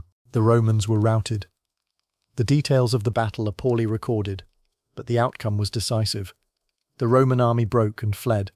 Many soldiers drowned trying to cross the Tiber River. The road to Rome was open. The Celts entered Rome. Most of the population had fled. The city was largely undefended, but a garrison of soldiers and some elderly senators had retreated to the Capitoline Hill, the most defensible position in the city, and were determined to hold it. The rest of Rome was sacked, buildings were burned, temples were looted. The Celts occupied the city for approximately 7 months, an extraordinary length of time that suggests they were in no hurry to leave. During this period, according to Roman tradition, the Celts attempted to storm the Capitoline Hill at night. They climbed the cliff face in silence, avoiding the sleeping sentries and the guard dogs. But they did not avoid the geese. The sacred geese of Juno, kept in the temple on the Capitoline, raised the alarm. Their honking woke a Roman named Marcus Manlius, who rushed to the edge of the cliff and threw the first Celtic climber back down. Others joined him. The assault was repelled. The story of the geese of the Capitol became one of the most beloved tales in Roman history. It was told and retold for centuries. The geese were honored. Sacred geese were maintained on the Capitoline for generations afterward. Whether the story is historically accurate is, as usual, debated, but it captures something real about the Roman experience of the Celtic occupation. The sense of being under constant threat, of owing survival to luck and to the intervention of the gods. Eventually, a ransom was negotiated. The Celts agreed to leave Rome in exchange for 1,000 pounds of gold. When the gold was being weighed, the Roman officials complained that the Celtic scales were rigged, that the Celts were cheating, demanding more gold than the agreed amount. Brennus responded by throwing his sword onto the scales, adding its weight to the gold. Vae victis, he said. Woe to the conquered. The phrase has survived for over 2,000 years. It is brutal, it is honest, and it captures a truth about the ancient world and about power in every age that the Romans, to their credit, never forgot. The sack of Rome was a humiliation that the Romans carried with them for centuries. It shaped their military policy, their determination never again to be caught unprepared, never again to allow barbarian invaders to reach the gates of their city. It fueled their eventual expansion northward, their conquest of the Celtic peoples of the Po Valley, of Gaul, of Britain. The Romans conquered the Celts, in part because the memory of 390 BC would not let them rest. The Celtic world was never isolated. Throughout its history, Celtic civilization was in constant contact with the other great cultures of the ancient Mediterranean and beyond. The Celts traded with the Greeks, the Romans, the Carthaginians, the Etruscans. They served as mercenaries in foreign armies. They absorbed ideas, technologies, and artistic influences from every culture they encountered. Celtic warriors were in high demand across the ancient Mediterranean. Their reputation for ferocity made them valuable to any army that could afford to hire them. Dionysius I, the tyrant of Syracuse, employed Celtic mercenaries in his wars in Sicily in the early 4th century BC. Celtic warriors fought for Carthage in the Punic Wars, serving alongside Numidian cavalry and Iberian infantry in the armies that Hannibal led across the Alps and into Italy. Celtic mercenaries served the Hellenistic kingdoms of the eastern Mediterranean, the Ptolemaic kingdom of Egypt, the Seleucid kingdom of Syria, the various successor states that emerged from the breakup of Alexander's empire. The Galatians, the Celts who had settled in Asia Minor, became the most famous Celtic mercenary force in the eastern Mediterranean. They were hired and feared in equal measure. their unpredictability and their ferocity making them both valuable and dangerous allies. The experience of serving in foreign armies brought Celtic warriors into contact with other military traditions, other technologies, other ways of organizing warfare. Some of these influences flowed back into the Celtic world. The adoption of Mediterranean-style coinage by some Celtic tribes, for example, may have been partly inspired by the experience of Celtic mercenaries who had been paid in Greek or Roman coin. The Celtic world was connected to the Mediterranean economy by extensive trade networks that moved goods in both directions. From the Celtic north to the Mediterranean south flowed raw materials, tin from Britain and Brittany, amber from the Baltic, iron from the great Celtic mining and smelting centres, furs, hides, and, increasingly, enslaved people captured in Celtic wars. From the Mediterranean north flowed luxury goods, wine, olive oil, fine pottery, bronze vessels, glass, coral. These goods were consumed by the Celtic elite as markers of status and as the medium of political relationships. The trade routes followed the great rivers, the Rhine, the Rhone, the Danube, the Seine, and crossed the Alpine passes that connected Central Europe to the Italian peninsula. Control of these routes was a major source of power and wealth for the Celtic communities that sat astride them. The Oppida, the large, fortified Celtic settlements that became increasingly common from the 2nd century BC onward, were, in many cases, located at the intersections of major trade routes. They were not merely military strongholds. They were economic centres, places where goods were produced, stored, traded, and consumed. The Oppidum of Bibracte, in Burgundy, the capital of the Aedui, one of the most powerful Gallic tribes, was a substantial settlement covering over 300 acres. Excavations have revealed workshops, homes, public buildings, and evidence of extensive trade with the Roman world. The Celtic world was not primitive. It was different from the Mediterranean world, organized differently, governed differently, built differently, but it was connected to that world by networks of trade, diplomacy, and cultural exchange that ensured a continuous flow of ideas, goods, and people in both directions. The story of the Galatians is one of the most extraordinary chapters in Celtic history, and one of the least well-known. In the early 3rd century BC, a large force of Celtic warriors crossed the Hellespont from Europe into Asia Minor. They were migrants and mercenaries, pushed by pressures in their European homeland, pulled by the opportunities offered by the rich and politically fragmented Hellenistic kingdoms of the East. They carved out a territory for themselves in the highlands of central Anatolia, a region that became known as Galatia, a name that survives in the modern Turkish city of Ankara, which was one of the Galatian tribal capitals. The Galatians maintained their Celtic language, their tribal organization, and many of their cultural practices for centuries, even as they became increasingly integrated into the Hellenistic world around them. They worshipped Celtic gods alongside Greek ones. They spoke Celtic alongside Greek. They dressed in Celtic fashion, fought in Celtic style, and organized their society according to Celtic principles. They also terrified their neighbors, the Hellenistic kingdoms of Asia Minor, Pergamon, Bithynia, Pontus, viewed the Galatians as a permanent threat. Galatian raiding parties struck deep into neighboring territories, extracting tribute and spreading fear. The defeat of the Galatians became a major theme of Hellenistic art and propaganda. The famous Dying Gaul, one of the most celebrated sculptures of the ancient world, known today through a Roman marble copy, depicts a wounded Galatian warrior slumped forward, his torque visible around his neck, his face showing pain and dignity in equal measure. It is one of the most sympathetic depictions of a defeated enemy in ancient art. The Galatian is not mocked or dehumanized. He is shown as a brave man meeting his end with composure. The sculpture acknowledges his humanity, even as it celebrates his defeat. The Galatians were eventually absorbed into the Roman Empire, their territory becoming the Roman province of Galatia. By the time St. Paul wrote his epistle to the Galatians in the mid-1st century AD, the community had become thoroughly Hellenized and Romanized, though traces of their Celtic heritage persisted. St. Jerome, writing in the 4th century AD, noted that the Galatians still spoke a language similar to the Celtic language he had encountered in Trier, in the Rhineland. Celtic-speaking communities in the heart of Asia Minor, 4 centuries after the Roman conquest, still recognizable as Celts to a traveller who had heard Celtic spoken in Western Europe. The tenacity of Celtic identity, its ability to persist across enormous distances and enormous spans of time, is one of the most remarkable features of this civilization. The Celtic world's western edge, the islands of Britain and Ireland, would become, in the end, the Celts' last stronghold. The place where Celtic languages, Celtic traditions and Celtic identity survived longest, and where they survive still. By the Iron Age, Britain was thoroughly Celtic in its culture. The island was divided among dozens of tribes, each with its own territory, its own king or chieftain, its own traditions. The tribes of southeastern Britain, the Catervellauni, the Trinovantes, the Atrebates, the Cantia, were the most directly influenced by contact with the continent.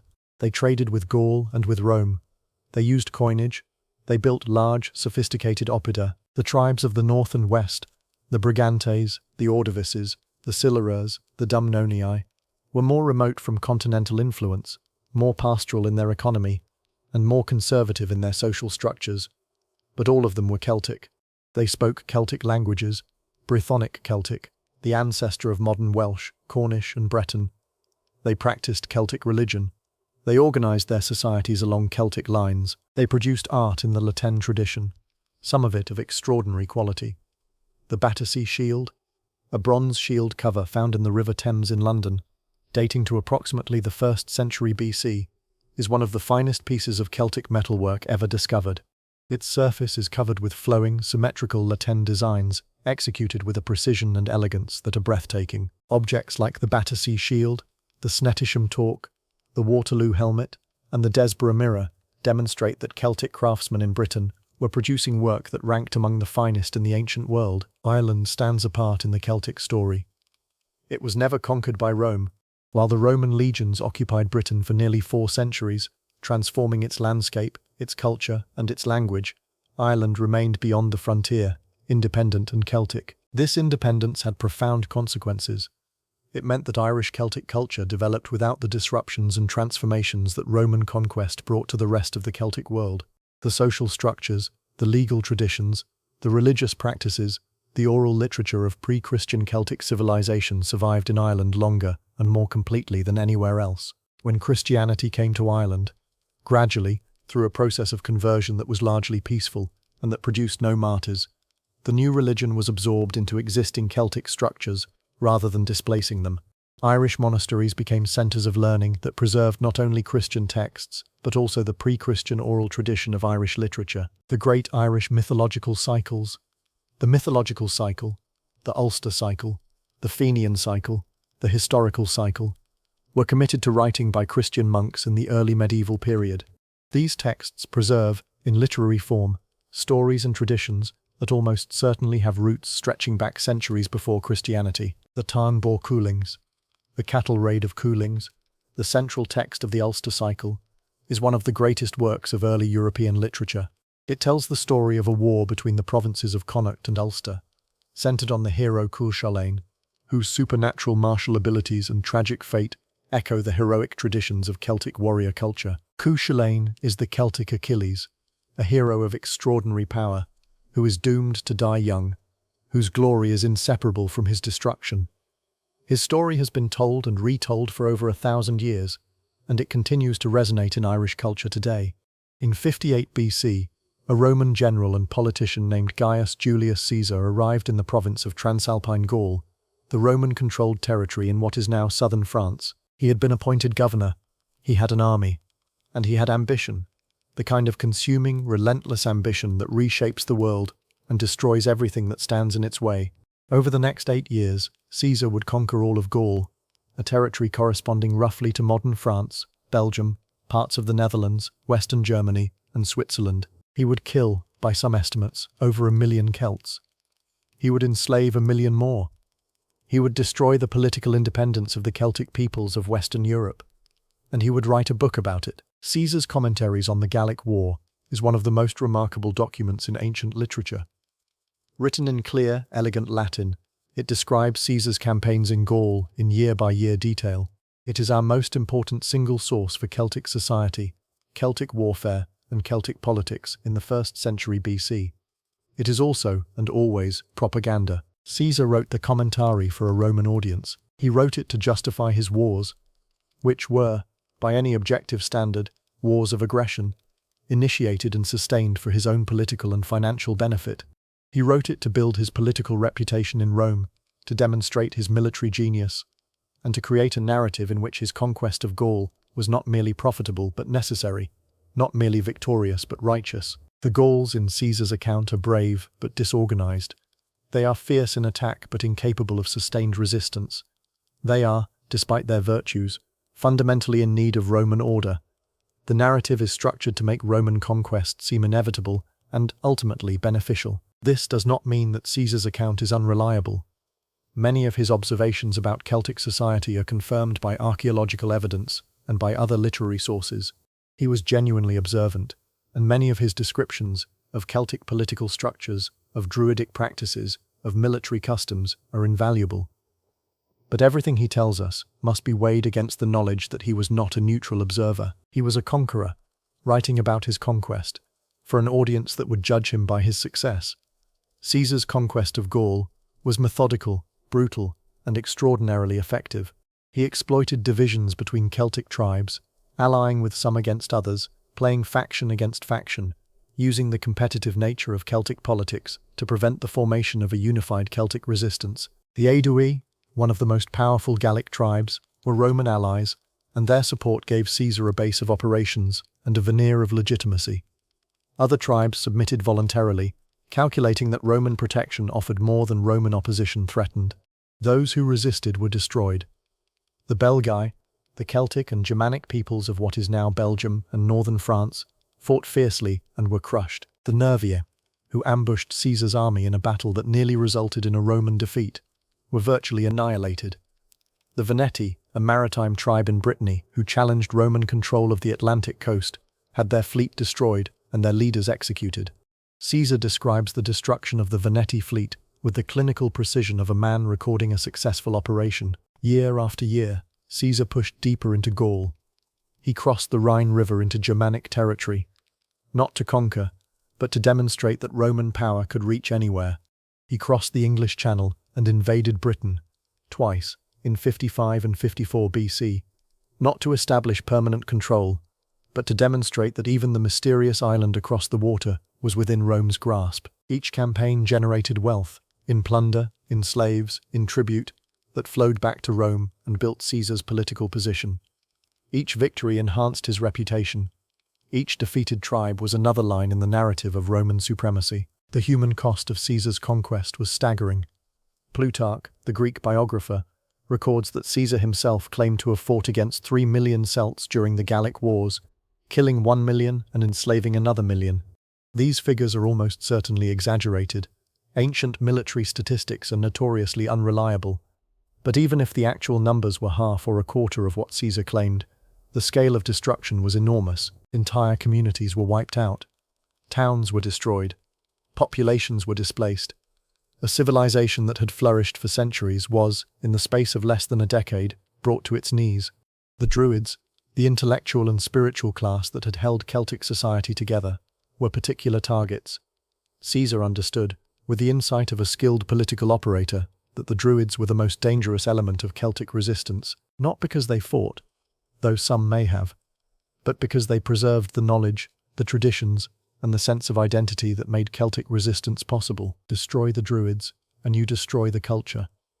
The Romans did not complete this destruction in Gaul, but they began it, and they would finish it, over the following centuries, in Britain. In 52 BC, after 6 years of Roman conquest, a young Gallic nobleman from the Arverni tribe did something that no one had managed to do before. He united the Gauls. His name was Vercingetorix. We know almost nothing about Vercingetorix's early life. Caesar describes him as young, charismatic, and ambitious, the son of a prominent Arvernian nobleman who had been executed for aspiring to kingship. He emerged as a leader in the crisis of 52 BC, when a wave of revolt swept across Gaul in response to Roman oppression. The revolt was not spontaneous.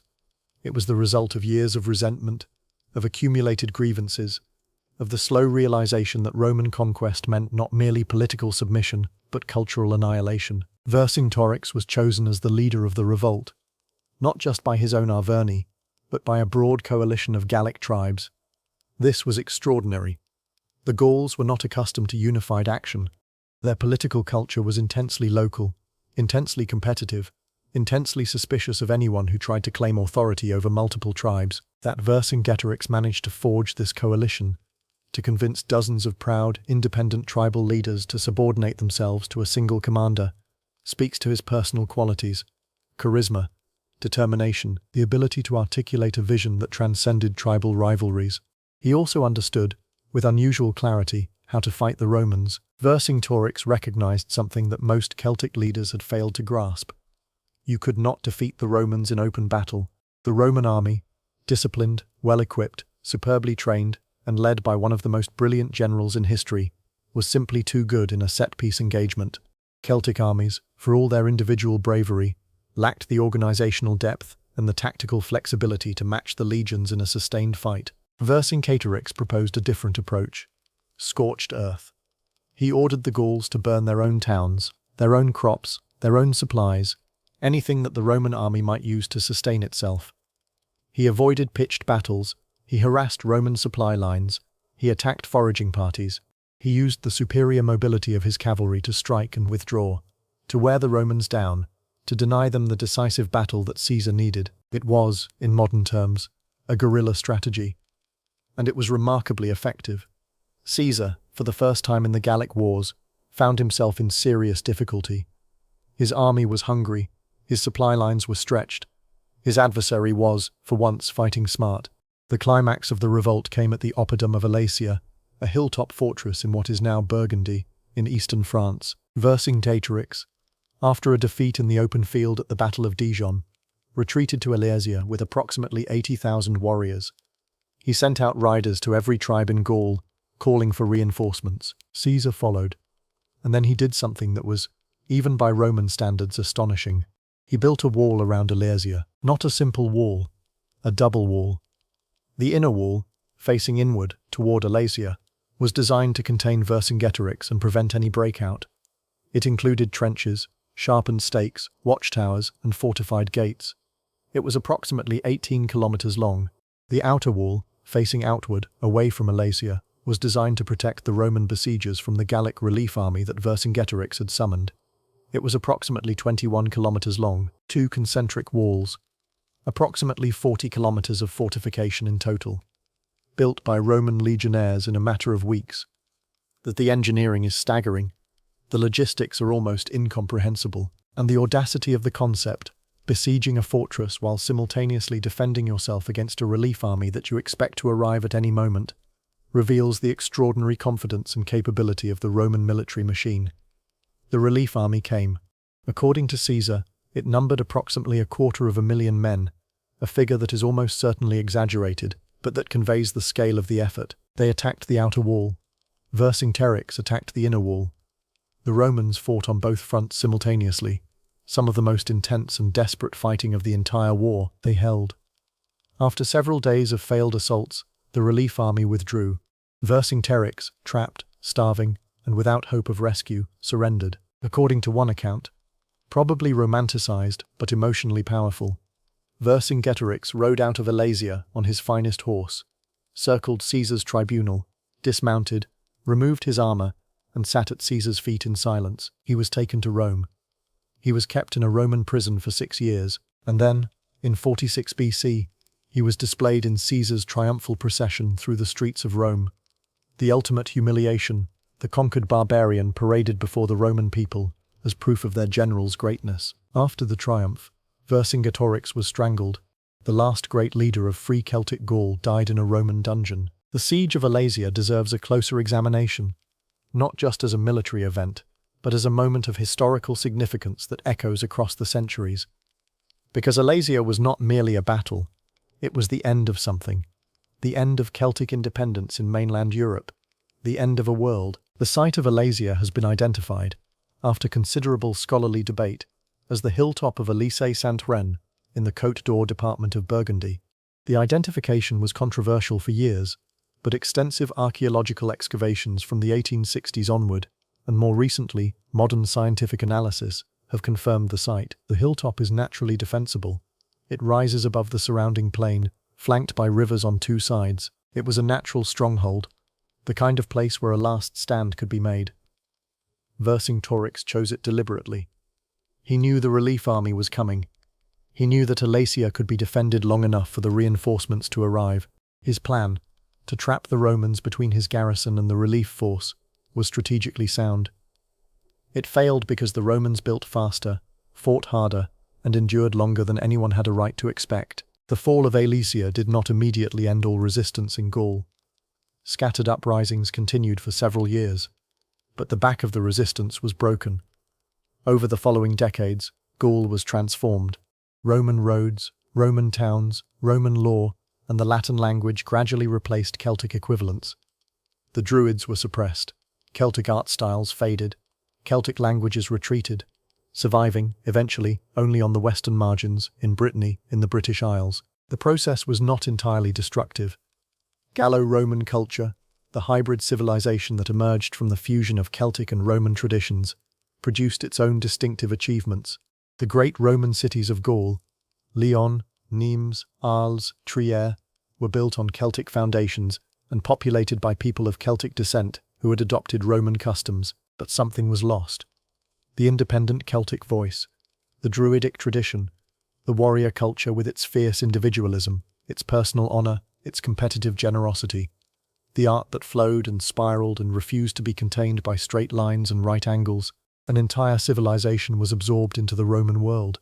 Its achievements were forgotten, its stories were lost, its identity was submerged beneath the weight of Roman power. It would be over 1,000 years before anyone would remember to call them Celts.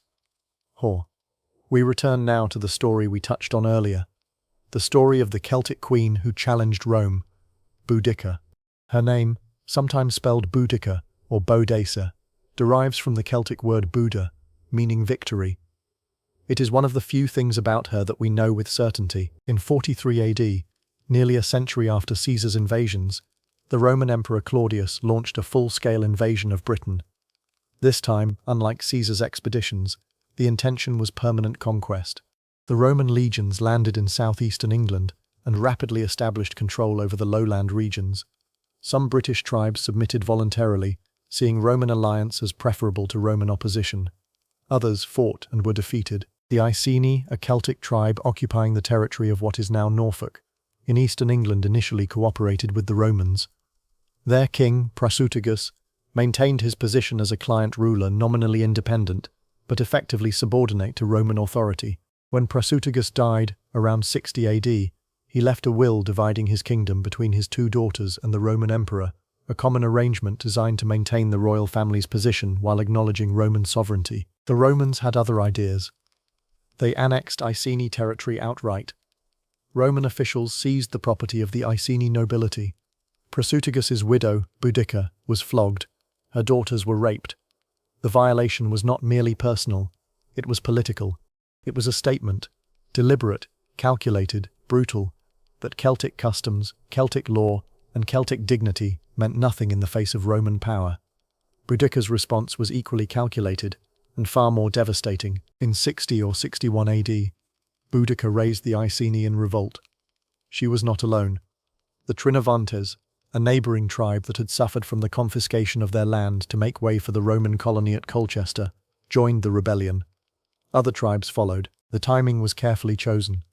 The Roman governor, Gaius Suetonius Paulinus, was in Wales with the bulk of the Roman army, conducting a campaign against the Druids on the island of Anglesey, a campaign of deliberate cultural destruction aimed at eliminating the Druidic tradition in Britain. With the main Roman force hundreds of miles away, Boudicca struck. Colchester, Camulodunum, the first Roman colony in Britain, fell first. The city was poorly defended. The Roman veterans who lived there were old, complacent, and unprepared. Boudicca's army overwhelmed them. The city was sacked and burned. The Roman Temple of Claudius, a massive stone structure that symbolized Roman authority, was the last point of resistance. The defenders held it for 2 days before it was stormed and destroyed. A Roman legion, the 9th Hispana, was sent from its base to the north to relieve Colchester. Boudicca's forces ambushed it on the march. The infantry was destroyed, the cavalry fled. London fell next. The city was undefended. Suetonius, who had marched south at speed upon hearing of the revolt, assessed the situation and decided that London could not be held. He withdrew, leaving the civilian population to its fate. Boudicca's army destroyed London, then St. Albans, Verulamium, the third largest city in Roman Britain. The ancient sources, particularly the Roman historian Tacitus, whose father-in-law Agricola served in Britain during this period, describe the destruction in terms that suggest extreme violence. 70 to 80,000 people are said to have been killed in the destruction of the three cities. The numbers may be exaggerated, but the destruction was real. Archaeological evidence, thick layers of ash and debris, dated to the correct period, confirms that Colchester, London and St Albans were all destroyed by fire in this period. Suetonius, having gathered what forces he could, approximately 10,000 legionnaires and auxiliaries, chose his ground carefully. He selected a position at the end of a narrow defile, a valley or gorge that restricted the Celts' numerical advantage and prevented them from using their chariots effectively. His rear was protected by dense forest. His flanks were covered by the walls of the defile. Boudicca's army, much larger, perhaps numbering in the tens of thousands, advanced into the narrowing ground. The Romans held their position. They waited until the Celts were packed tightly in the confined space, and then they advanced, in formation, shields locked, javelins flying, swords stabbing. The Celts could not maneuver. They could not use their numbers. They were pushed back against their own supply wagons, which had been drawn up behind them as a barrier. The battle became a massacre. Tacitus reports that 80,000 Britons were killed. The figure is almost certainly exaggerated, but the scale of the defeat was decisive. Boudicca died. Whether she took poison, fell ill, or was killed is uncertain. The sources give different accounts. Tacitus says she poisoned herself. Dio Cassius says she fell sick and died. Her body was never found. Boudicca lost. Her revolt was crushed. Roman rule in Britain continued for another 3.5 centuries, but Boudicca's legacy endured. She became a symbol of resistance, of courage, of the refusal to accept injustice. In the 19th century, during the height of the British Empire, she was adopted as a national heroine, a paradox, given that the empire she symbolized resistance against was the very model that Britain itself had adopted. A bronze statue of Boudicca, riding a chariot, spear in hand, daughters beside her, stands today on the Victoria Embankment in London, near the Houses of Parliament. She faces downstream, toward the city she once burnt to the ground. History has a sense of irony. While Boudicca's revolt was the most dramatic challenge to Roman authority in Britain, it was not the only one. The conquest of the island was a long, grinding process that took decades and was never entirely complete. In 60 AD, the same year as Boudicca's revolt, the Roman governor Suetonius Paulinus led an army across the Menai Strait to the island of Anglesey, off the northwest coast of Wales. Anglesey was a Druidic stronghold. The island had long been a centre of Druidic learning and practice, a place where Druids gathered, where rituals were performed, and where the sacred knowledge of the Celtic world was preserved and transmitted. Tacitus describes the scene that greeted the Roman soldiers as they prepared to cross. On the far shore stood the British defenders, warriors in their war gear, interspersed with women dressed in black, their hair wild, carrying torches. Among them moved the Druids, their arms raised to the sky, calling down curses on the invaders. The Romans hesitated. Even hardened legionnaires, men who had fought across the empire, were shaken by the sight. The screaming women, the cursing Druids, the otherworldly atmosphere of the scene. It was unlike anything they had encountered before. But discipline prevailed. The Romans crossed. They fought. They won. And then they destroyed the sacred groves. Tacitus describes the destruction with the clinical precision of a Roman military report. The groves were cut down. The altars were demolished. The fires were extinguished. The Druids were killed. The destruction of the groves on Anglesey was not merely a military operation. It was an act of cultural warfare, a deliberate attempt to destroy the spiritual and intellectual infrastructure of Celtic civilization in Britain. The Druids were the living repositories of Celtic knowledge. When the Romans killed them, they killed what they carried. Centuries of accumulated learning, passed from teacher to student through the prodigious trained memories of men who had spent 20 years learning to use them. We will never know what was lost. The Romans never conquered all of Britain. The northern frontier, which eventually solidified along the line of Hadrian's Wall, built in the 120s AD across the narrow waste of northern England, marked the effective boundary of Roman authority. Beyond the wall lay the lands of the Picts and the Caledonians, Celtic and pre-Celtic peoples who resisted Roman control and maintained their independence throughout the Roman period. Scotland, or rather the lands that would eventually become Scotland, remained beyond the frontier. Ireland was never invaded. The western and northern fringes of the British Isles remained Celtic. Linguistically, culturally, and politically throughout the centuries of Roman occupation. This would prove to be of enormous significance, because when the Roman Empire eventually withdrew from Britain, when the legions left, when the towns decayed, when the roads fell into disrepair, and when new invaders arrived from across the North Sea, it was in these Celtic fringes that the old traditions survived, and from these fringes they would eventually flow back into the wider world. When the Roman Empire withdrew from Britain in the early 5th century AD, the world that replaced it was not Roman. It was not exactly Celtic, either not in the old Iron Age sense, but the foundations were Celtic. The languages spoken in the western and northern parts of the British Isles were Celtic.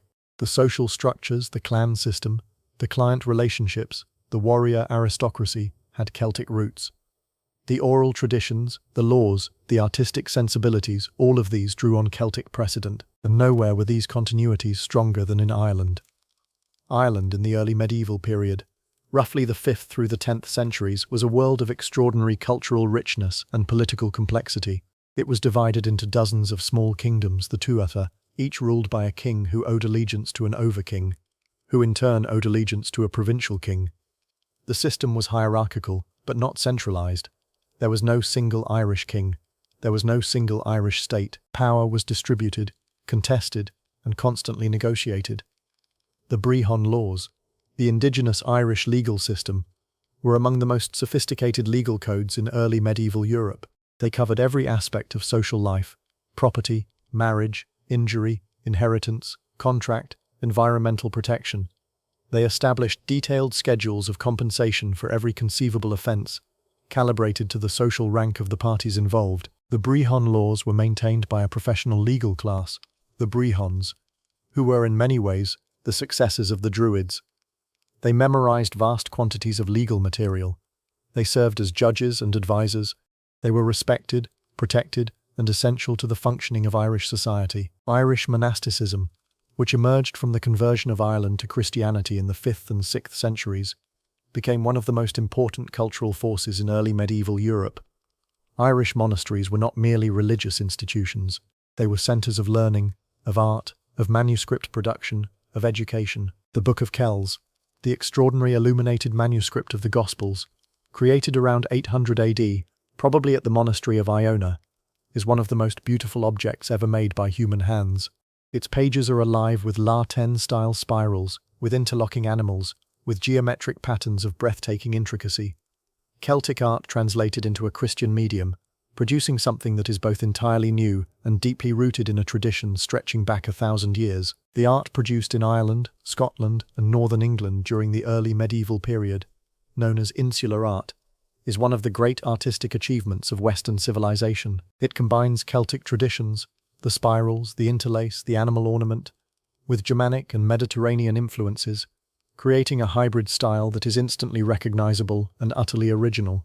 The high crosses of Ireland, massive stone crosses carved with biblical scenes and Celtic ornament, standing in monastery grounds and at crossroads across the country, are among the most iconic monuments of early medieval Europe. The metalwork, the Tara brooch, the Ardagh chalice, the Derrynaflan hoard, demonstrates a level of technical skill and artistic sophistication that rivals anything produced anywhere in Europe during the same period. This was not a primitive culture. This was not a dark age. This was a civilization of extraordinary vitality and creativity, rooted in Celtic tradition, enriched by Christian learning, and producing works of art and scholarship that would have astonished the classical world. In Scotland, a different but related process was underway. The northern part of Britain was home to the Picts, a people whose relationship to the Celtic world is debated, but who were probably Celtic-speaking, or at least influenced by Celtic culture. The western part, the kingdom of Dalriata, was settled by Irish Gaels, who brought their language, their customs, and their political traditions across the narrow sea. The fusion of Pictish and Gaelic traditions, a process that accelerated in the 9th century under King Kenneth MacAlpin, produced the Kingdom of Alba, which would eventually become Scotland. The Gaelic language became dominant. The Celtic cultural traditions of the Irish settlers merged with the indigenous traditions of the Picts to create something new. Scotland's Celtic heritage is deep and enduring. The clan system, the social structure that organised Scottish Highland society for centuries, is a direct descendant of the Celtic tribal system. The Gaelic language, still spoken in parts of the Highlands and Islands, is one of the surviving Celtic languages. The artistic traditions, the musical traditions, the storytelling traditions, all have Celtic roots. Christianity did not conquer the Celtic world. It converted it, slowly, gently, and in a manner so unlike the violent transformations that had accompanied the spread of Christianity elsewhere, that it remains one of the most remarkable chapters in the history of religion. There were no Celtic martyrs, no mass persecutions, no armies marching under the sign of the cross, burning temples and smashing idols. The conversion of the Celtic lands, particularly Ireland, was a gradual process of persuasion, adaptation, and synthesis that produced a form of Christianity unlike anything found in Rome, in Constantinople, or in the Germanic kingdoms of mainland Europe. It was Christianity with a Celtic soul. Before we reach Ireland, we must acknowledge that Christianity first entered the Celtic world through Roman Britain. During the centuries of Roman occupation, Christianity spread through the urban centres of Roman Britain, just as it spread through the rest of the empire. British bishops attended continental church councils. Christian churches were built in Roman towns. The faith took root, not universally, not deeply in every region, but solidly enough that when the Roman administration withdrew in the early 5th century, Christianity did not disappear with it. In the western and northern fringes of Britain, in Wales, in Cornwall, in the kingdom of Strathclyde, Christianity survived the collapse of Roman authority. Small monastic communities, local bishops, wandering holy men kept the faith alive, in a landscape that was rapidly being transformed by the arrival of pagan Anglo-Saxon settlers from across the North Sea. These British Celtic Christians, isolated from the mainstream of the continental church, cut off from Rome by the Anglo-Saxon settlements that now occupied most of lowland England, developed their own distinctive practices, their own way of calculating the date of Easter, their own style of monastic tonsure, their own traditions of worship and scholarship. They were Christians, but they were Celtic Christians, and the difference mattered. The conversion of Ireland is associated, above all, with one name: Patrick. The real Patrick, as opposed to the legendary figure who drove the snakes out of Ireland and used the shamrock to explain the Trinity, is known to us primarily through two documents that he himself wrote: the Confessio, a spiritual autobiography, and the Epistola, a letter of protest to a British chieftain named Coroticus, whose soldiers had killed and enslaved some of Patrick's newly baptized converts. These two texts are among the most extraordinary documents of the early medieval period. They are written in rough, sometimes awkward Latin. Patrick himself apologizes for the crudeness of his style, but they pulse with conviction, with passion, with the fierce certainty of a man who believes he has been chosen by God for a specific purpose. Patrick was born in Roman Britain, probably in the late 4th or early 5th century. His family was Christian. His father was a deacon. His grandfather was a priest. He was, in other words, a product of the Romano-British Christian community. At the age of 16, he was captured by Irish raiders and taken to Ireland as a slave. He spent 6 years in captivity herding livestock, enduring cold and hunger and isolation, and by his own account finding God in the loneliness of the Irish hills. He prayed constantly. He fasted. He experienced visions. He became, in his captivity, the devout Christian that his comfortable upbringing in Roman Britain had failed to make him. He escaped. He returned to Britain.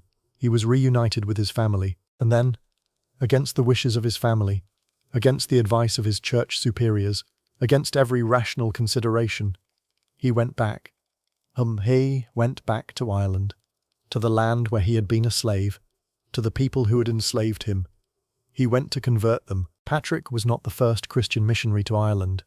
A bishop named Palladius had been sent by Pope Celestine I in 4031 AD to minister to Christians already living in Ireland, evidence that some degree of Christian presence existed before Patrick's mission. But Patrick was the most effective and the most remembered. What made Patrick's mission successful, where other approaches might have failed, was his understanding of Irish society. He had lived among the Irish. He had learnt their language. He understood their customs, their social structures, their values. He did not attempt to destroy Irish culture and replace it with something Roman.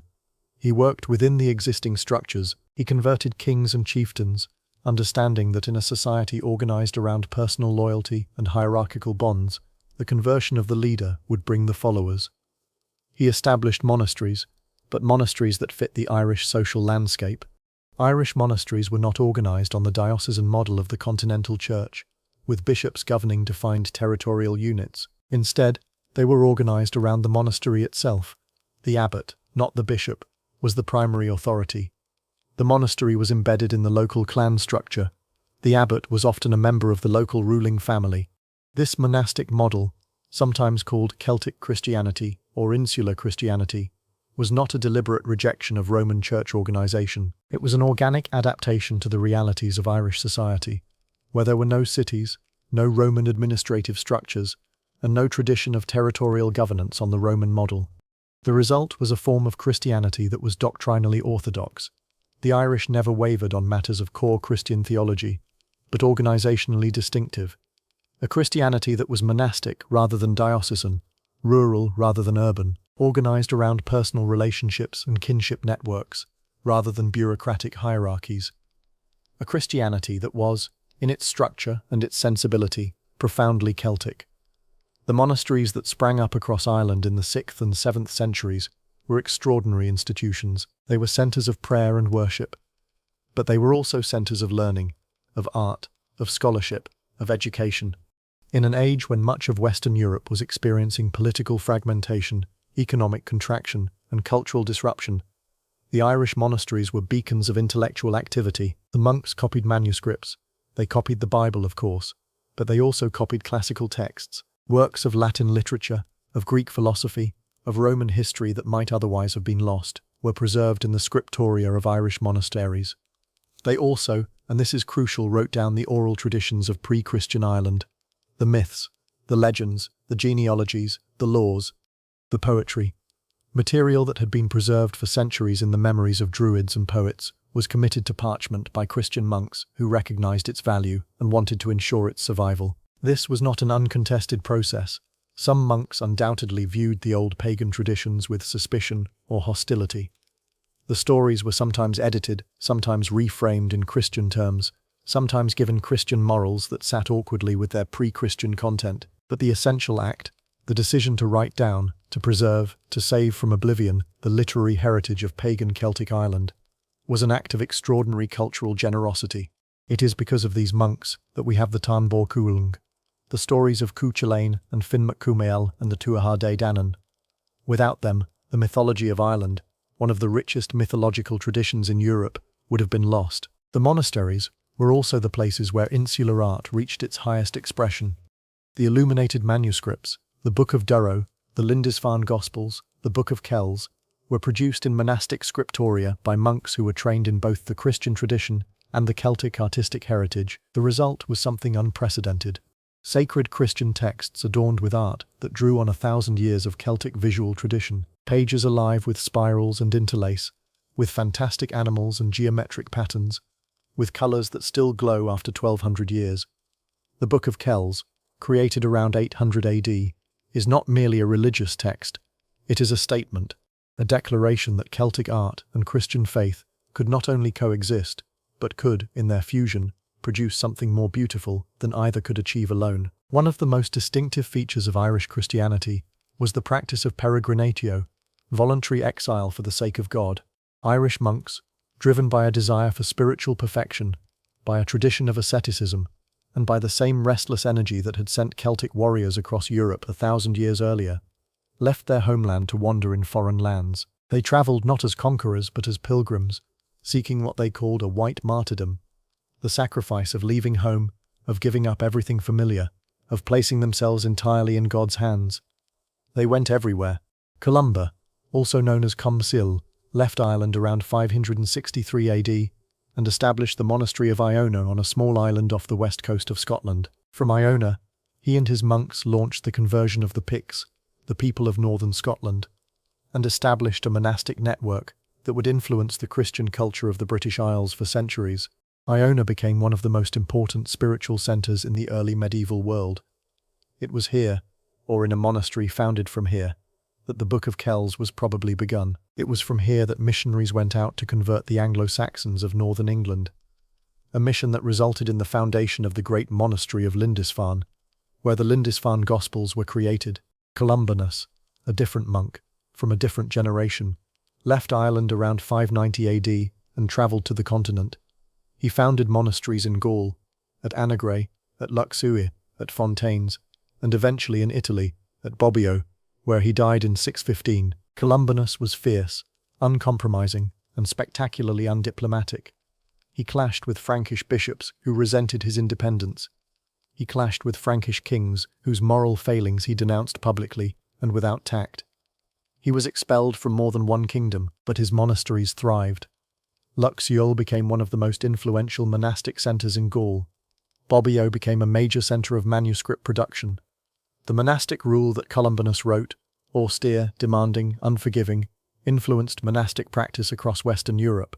Other Irish monks travelled even further. Brendan the Navigator, whose legendary voyage in search of the promised land of the saints became one of the most popular tales of the medieval period, may have reached Iceland, the Faroe Islands, or even, though this is speculative, North America. Monks settled in Iceland before the Vikings arrived. Irish hermits lived on the remote island of Skellig Michael, a jagged rock jutting from the Atlantic off the coast of Kerry, where the ruins of their beehive cells still cling to the cliff face, battered by wind and spray. The peregrinatio was a uniquely Irish phenomenon. It combined the Celtic love of journey and adventure with Christian asceticism and missionary zeal. The Irish monks who wandered across Europe in the 6th, 7th and 8th centuries were among the most important cultural agents of the early medieval world, carrying learning, carrying art, carrying faith into regions that desperately needed all three. The distinctive practices of Celtic Christianity eventually brought it into conflict with the Roman Church. The issues were, on the surface, trivial. The most contentious was the method of calculating the date of Easter, a technical question involving astronomical tables and calendrical mathematics that nonetheless carried enormous symbolic weight. The Celtic churches used an older method. The Roman Church had adopted a newer one. The two methods sometimes produced different dates, meaning that in parts of Britain, some communities were celebrating Easter, while their neighbours were still observing Lent. The tonsure was another point of contention. Roman monks shaved the top of the head. Celtic monks shaved the front of the head from ear to ear, leaving the hair long at the back. The difference was visible and symbolic, a daily, physical reminder of the divergence between the two traditions. The Synod of Whitby, held in 664 AD at the monastery of Whitby in Northumbria, was the decisive moment. King Oswiu of Northumbria, caught between the Celtic tradition and the Roman tradition, was asked to decide which practice his kingdom would follow. He chose Rome. The argument that persuaded him, according to Bede, who recorded the event, was the claim that St. Peter held the keys to heaven and that the Roman Church was Peter's church. Oswiu, reportedly, did not want to risk offending the keeper of heaven's gates. The decision at Whitby did not immediately end Celtic Christian practices. The transition was gradual. Iona itself did not adopt the Roman Easter until 716. The Welsh churches held out even longer, but the direction was set. Over the following centuries, the distinctive features of Celtic Christianity were gradually absorbed into the mainstream of the Roman Church. The organizational model shifted from monastic to diocesan. The practices were standardized. The differences were smoothed away. What survived was the legacy, the manuscripts, the art, the tradition of learning, the monastic foundations, the memory of a time when the Celtic world had produced a form of Christianity that was distinctively its own, rooted in its own landscape, shaped by its own traditions, and illuminated by an artistic vision that had no parallel in the Western world. If the Celts had written their own history, it would not have looked like a Roman chronicle or a Greek analysis. It would have looked like a story, because the Celts understood the world through stories. Their knowledge was narrative. Their wisdom was embedded in tales, tales of gods and heroes, of battles and journeys, of love and treachery and transformation. The story was not merely entertainment, it was the medium through which a people preserved its identity, transmitted its values, and made sense of the world. The Druids were storytellers. The bards were storytellers. The Philid, the poets of early medieval Ireland, the direct successors of the Druidic tradition, were storytellers of such skill and status that they ranked just below kings in the social hierarchy. A master poet, an ollum, was expected to know 350 stories, not approximately, not roughly. 350, the exact number was specified.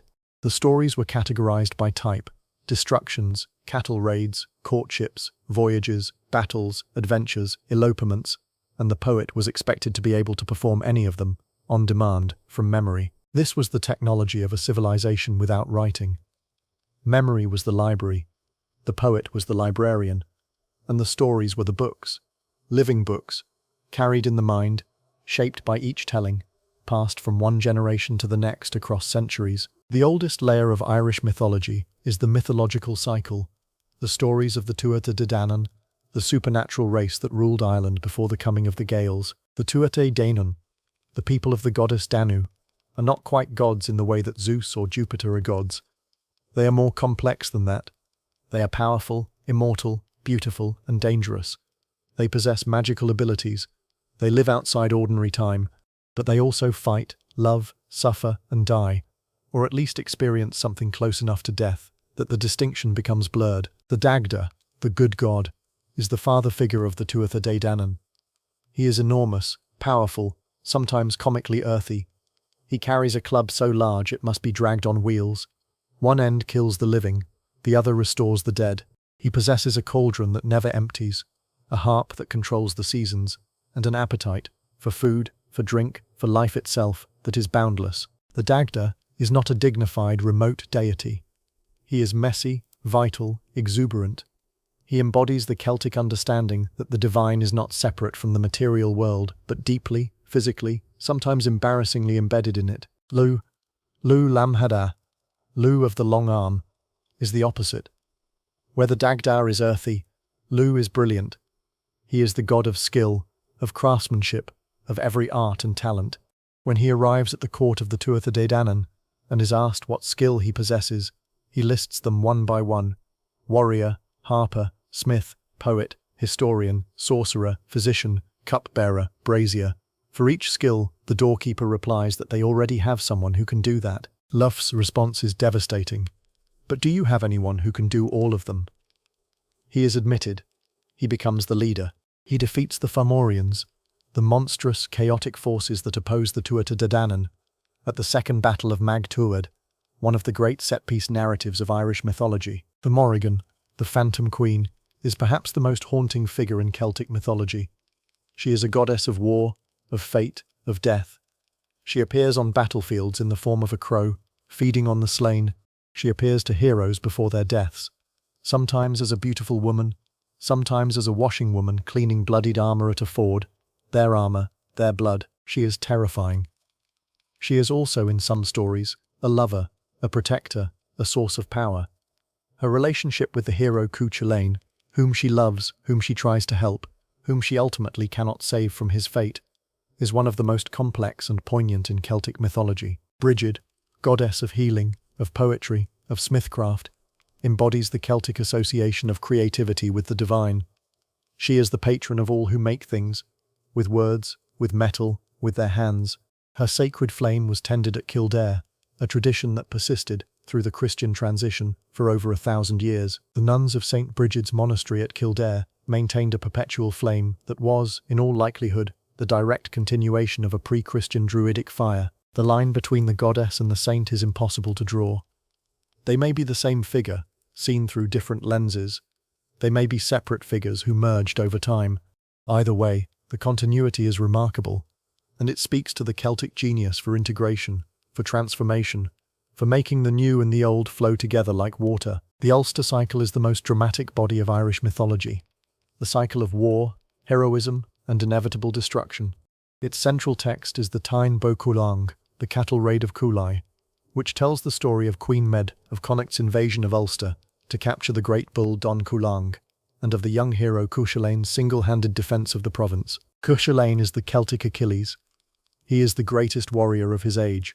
He is superhumanly strong, superhumanly fast, superhumanly beautiful. He possesses the Riastred, the warp spasm, a terrifying battle transformation, in which his body contorts, his features distort, his hair stands on end and glows with light, and he becomes something more and less than human. The description of the warp spasm in the Táin is one of the most extraordinary passages in early European literature. His body trembled violently. His feet and his shins and his knees shifted to the rear. His heels and his calves shifted to the front. The muscles of his calves shifted to the front of his shins. Each huge round knot of them was as big as a warrior's fist. The sinews of his head were stretched to the nape of his neck, and every huge, immeasurable, vast, incalculable round ball of them was as big as the head of a month-old child. It continues, at length, describing a transformation so extreme that Cuchulainn becomes virtually unrecognizable, a whirlwind of destruction that cannot distinguish friend from foe. The warp spasm is, among other things, a meditation on the nature of violence, on the way that combat transforms the combatant, on the terrifying gap between the person who enters the battle and the thing that emerges from it. Cuchulainn's story is magnificent and heartbreaking. He defends Ulster alone, standing at a ford, fighting the champions of Connacht one by one, killing them day after day while the warriors of Ulster lie incapacitated by a curse. He fights his foster brother Ferdiad, a combat that lasts 4 days and ends with Cuchulainn killing the man he loves most in the world. "We were dear foster brothers," Cuchulainn says, standing over Ferdiad's body. "We were dear companions in the woods. We were dear to each other. Your sword did not reach me. My sword has reached you." The passage is devastating. It captures something essential about the Celtic warrior ethos, the understanding that glory and grief are inseparable, that the hero's path leads inevitably to loss, that the price of greatness is the destruction of everything you love. Cuchulainn himself dies young, as he always knew he would. He chooses fame over long life, knowing that the two are incompatible. In his final battle, mortally wounded, he ties himself to a standing stone so that he will die on his feet, facing his enemies. His death is confirmed only when the Morrigan, in the form of a crow, lands on his shoulder. The image has become iconic. The hero, bound to the stone, the crow on his shoulder, dying unbowed. It is reproduced in the General Post Office in Dublin, the site of the 1916 Easter Rising, where a bronze statue of Cuchulainn's death stands as a symbol of Irish resistance and sacrifice. The mythology is not merely ancient, it is alive. It speaks to the present because it speaks to things that do not change. Courage, love, loss, the search for meaning in the face of death. The Finian cycle, the cycle of Finn mac Cumhail and the Fianna, is different in tone from the Ulster cycle, where the Ulster stories are aristocratic, tragic, and set in the world of kings and champions. The Finian stories are wilder, freer, and more closely connected to the landscape. Finn mac Cumhail, Finn MacCool, in the anglicised form, is a hunter, a warrior, a poet, and a leader of the Fianna, a band of roving warriors who live outside the normal structures of settled society, hunting in the forests, fighting Ireland's enemies, and following a code of honour that emphasises courage, generosity, and truthfulness. The Fianna are outsiders. They live on the margins. They are not kings or lords. They are not farmers or craftsmen. They are men, and sometimes women, who have chosen a life of freedom and danger over the security of the settled world. Their stories are set in the landscape, in specific mountains, forests, rivers and valleys. Almost every significant feature of the Irish landscape has a Fenian story attached to it. The Giant's Causeway was built by Finn. This lake was formed by his tears. That mountain was thrown by him in anger. The landscape itself is a storybook, and every page tells a tale. The most famous Finian story is the pursuit of Diarmid and Grain, a tale of forbidden love, of elopement, of the conflict between desire and duty. Grain, betrothed to the aging Finn, falls in love with the young warrior Diarmid. She places a geese, a magical compulsion, on him to elope with her. They flee. Finn pursues. The chase covers all of Ireland, and every dolmen, every cave, every rocky outcropping where they are said to have slept, is known as a bed of Diarmid and Grain. The story is the Irish Tristan and Isolde, though whether the Irish version influenced the continental one, or vice versa, is debated. The themes are universal: the conflict between love and loyalty, between individual desire and social obligation, between the heart and the code. Oisin, Finn's son, is the last survivor of the Fianna. His journey to Tir na Nog, the land of the young, and his return to find that 3 centuries have passed, and everyone he knew has died, is one of the most achingly beautiful stories in Celtic mythology. When Oisin returns to Ireland, he finds it changed beyond recognition.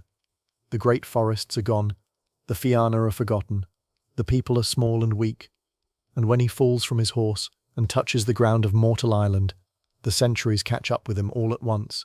He becomes ancient, blind, withered, impossibly old, in an instant. He is found by Saint Patrick, who takes him in and listens to his stories. The dialogue between Oisin and Patrick, between the pagan past and the Christian present, is one of the great literary conceits of Irish literature. The old warrior tells his tales of glory and freedom and beauty. The saint listens, sometimes sympathetically, sometimes disapprovingly, and tries to persuade Oisin to accept the new faith. The tension is never fully resolved. The text sympathizes with both figures, with Patrick's faith and with Oisin's memory. It does not choose between them. It holds them together, in all their contradiction, and lets the listener make what meaning they will. This is the Celtic way. Not doctrine but story. Not answers but questions. Not resolution but the beauty of the unresolved. The Welsh mythological tradition, preserved in the collection known as the Mabinogion, is the other great body of Celtic mythology to survive into the written record. The Mabinogion, compiled from earlier oral sources in the 12th and 13th centuries, contains 11 stories that range from the mythological to the quasi-historical to the romantic. The 4 branches of the Mabinogi, the core of the collection, are tales of magic, transformation, and the complex relationships between the human world and the other world. Pwyll, Prince of Dyfed, exchanges places with Arawn, the lord of the other world, and spends a year ruling Arawn's kingdom while Arawn rules his. The exchange is a test of honor, of self-control, of the ability to navigate a world where nothing is quite what it seems. Branwen, daughter of Lear, is married to the King of Ireland, mistreated and eventually rescued, but the rescue leads to a catastrophic war that destroys both kingdoms. The story is tragic in the deepest sense. Every character acts according to their own understanding of honor and duty, and the result is universal destruction. The children of Lear, Branwen, Bendigeidfran, Manawydan, Efnisien, are among the most complex and compelling characters in medieval literature. They are not heroes or villains.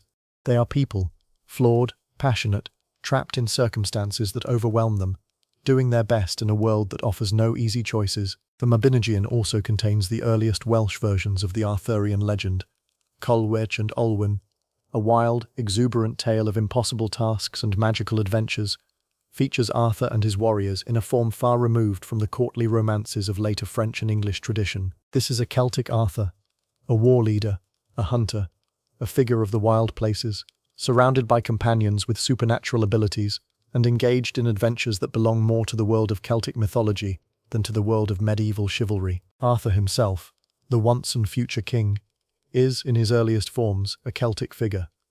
His name may derive from the Celtic word artos, meaning bear. His earliest appearances are in Welsh poetry and Welsh prose. The legend of Arthur is, at its root, a Celtic legend, a story of a hero who defended Britain against invaders, who united the fractious British tribes, and who will one day return when his people need him most. The legend grew. It was adopted by the Normans, by the French, by the English. It was transformed into something that its Celtic creators might not have recognized, a story of courtly love, of chivalric virtue, of the Holy Grail. But beneath the later accretions, the Celtic core remains.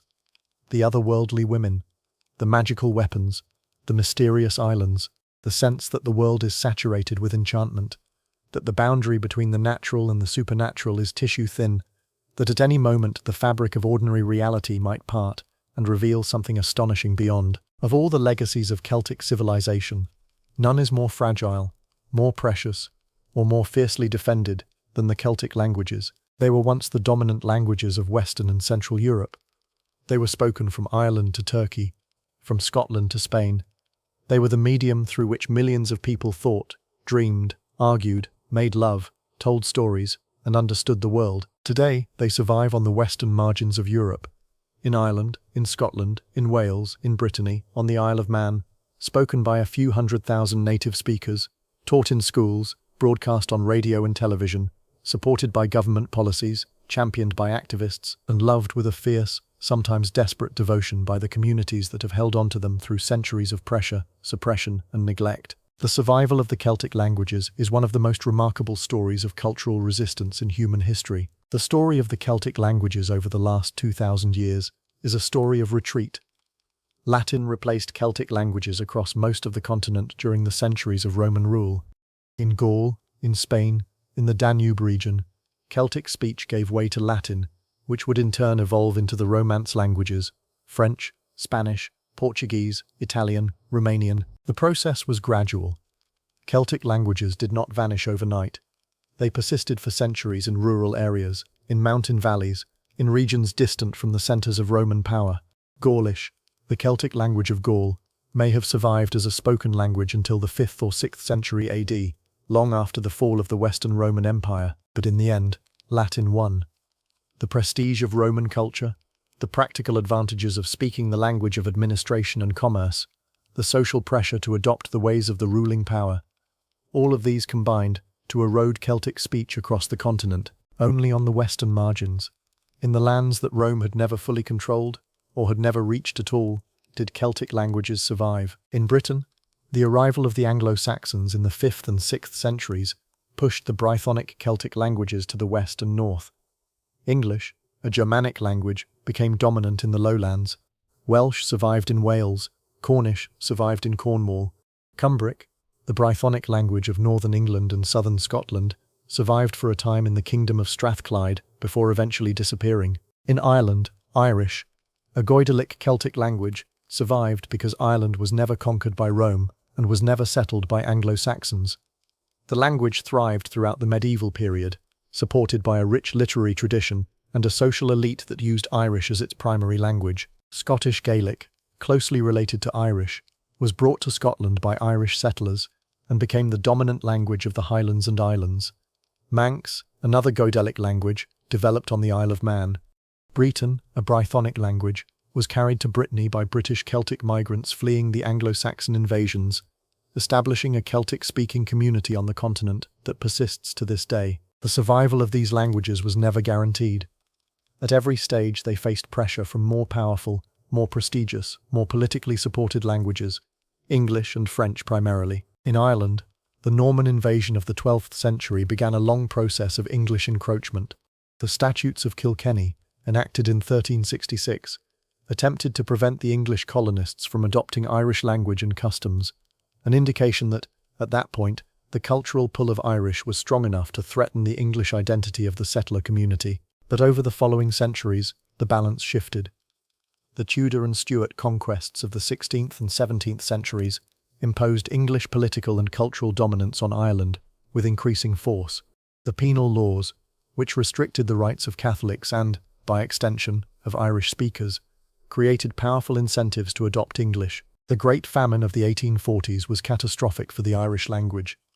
The famine struck hardest in the West and South, the regions where Irish was most widely spoken. 1 million people died, 1 million more emigrated. The Irish-speaking population was devastated. Those who emigrated, to America, to Britain, to Australia, largely abandoned Irish. English was the language of opportunity, of survival, of the new world they had entered. Irish was the language of poverty, of famine, of the world they were leaving behind. By the late 19th century, Irish had retreated to the Gaeltacht, the small, scattered, mostly rural and coastal communities in the west of Ireland, where it was still the primary community language. The Gaeltacht shrank with each generation. Each year, the area where Irish was spoken as a first language grew smaller. In Wales, the story was different in its details, but similar in its trajectory. The Acts of Union in the 16th century established English as the language of law and administration in Wales. The infamous Welsh knot, a punishment used in some 19th century schools, in which children caught speaking Welsh were forced to wear a wooden placard around their necks, became a symbol of the cultural suppression that Welsh speakers endured. In Scotland, the Highland clearances of the 18th and 19th centuries, when Highland communities were forcibly evicted from their land to make way for sheep farming, devastated Gaelic-speaking communities. The language retreated to the remotest parts of the Highlands and the Outer Hebrides. In Brittany, French centralist policies, which viewed regional languages as threats to national unity, pressured Breton speakers to abandon their language in favour of French. The phrase, "Il est interdit de cracher par terre et de parler breton," it is forbidden to spit on the ground and to speak Breton, whether or not it was literally posted in schools, captured the attitude of the French state toward the language. Cornish, the Brythonic language of Cornwall, effectively died as a community language in the late 18th century. The last known native speaker, Dolly Pentrath, died in 1777, though some scholars believe that semi-speakers persisted into the 19th century. Manx, the Goidelic language of the Isle of Man, followed a similar trajectory. The last native speaker, Ned Madrell, died in 1974, but the Celtic languages did not die quietly. In every case, in every Celtic-speaking community, There were people who refused to let their language disappear, who taught it to their children, who spoke it defiantly in the face of official indifference or active hostility, who insisted that their language was not a relic of the past, but a living, breathing part of who they were. The language revival movements of the 19th and 20th centuries drew on this defiance. They were driven by nationalism, by cultural pride, by the intellectual conviction that the loss of a language is the loss of a unique way of seeing the world. In Ireland, the Gaelic League, founded in 1893 by Douglas Hyde and Owen MacNeill, launched a campaign to restore Irish as a spoken language. When the Irish Free State was established in 1922, Irish was made an official language, alongside English, and its teaching was made compulsory in schools. The results have been mixed. Irish is now spoken as a first language by a small minority, perhaps 60 to 80,000 people in the Gaeltacht areas, but it is learnt as a second language by hundreds of thousands more. It is used in government, in media, in literature, in education. It is, constitutionally, the first official language of the Republic of Ireland. Whether this is enough, whether Irish can survive as a living community language, or will gradually become a ceremonial language, learnt in schools but not spoken at home, is one of the great unanswered questions of Irish cultural life. In Wales, the revival has been more successful. Welsh is spoken by approximately 500,000 people, roughly 20% of the Welsh population. Welsh medium schools educate thousands of children entirely through Welsh.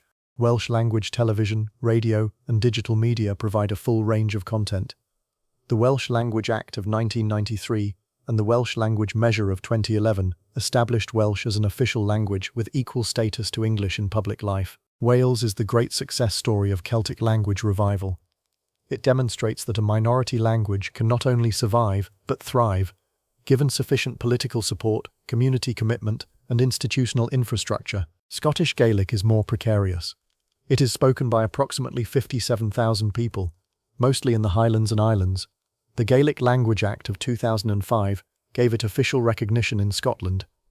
Gaelic medium education is expanding, but the number of native speakers continues to decline, and the language's long-term survival is uncertain. Breton is in a similar position, spoken by perhaps 200,000 people, mostly elderly, with a growing but still small community of younger learners. The French state has been slow to provide official support for regional languages, and Breton activists have had to fight for every concession. Cornish has been revived from extinction. A small but passionate community of learners and speakers has rebuilt the language from historical records, and Cornish is now taught, spoken, and used by a growing number of people. It was recognised by the UK government as a minority language in 2002. The revival is fragile, but it is real. Manx, too, has been revived. The last native speaker died in 1974, but recordings of his speech survived, and a determined community of revivalists has rebuilt the language.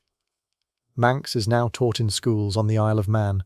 A small number of children are being raised as native speakers, the first in generations. The revival of Cornish and Manx, languages that were, by any conventional standard, dead, is one of the most extraordinary feats of cultural preservation in modern history.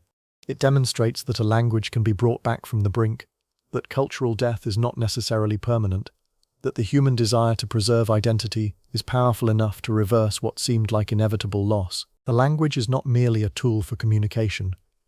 It is a way of seeing the world, a way of organizing experience, a way of understanding the relationship between things.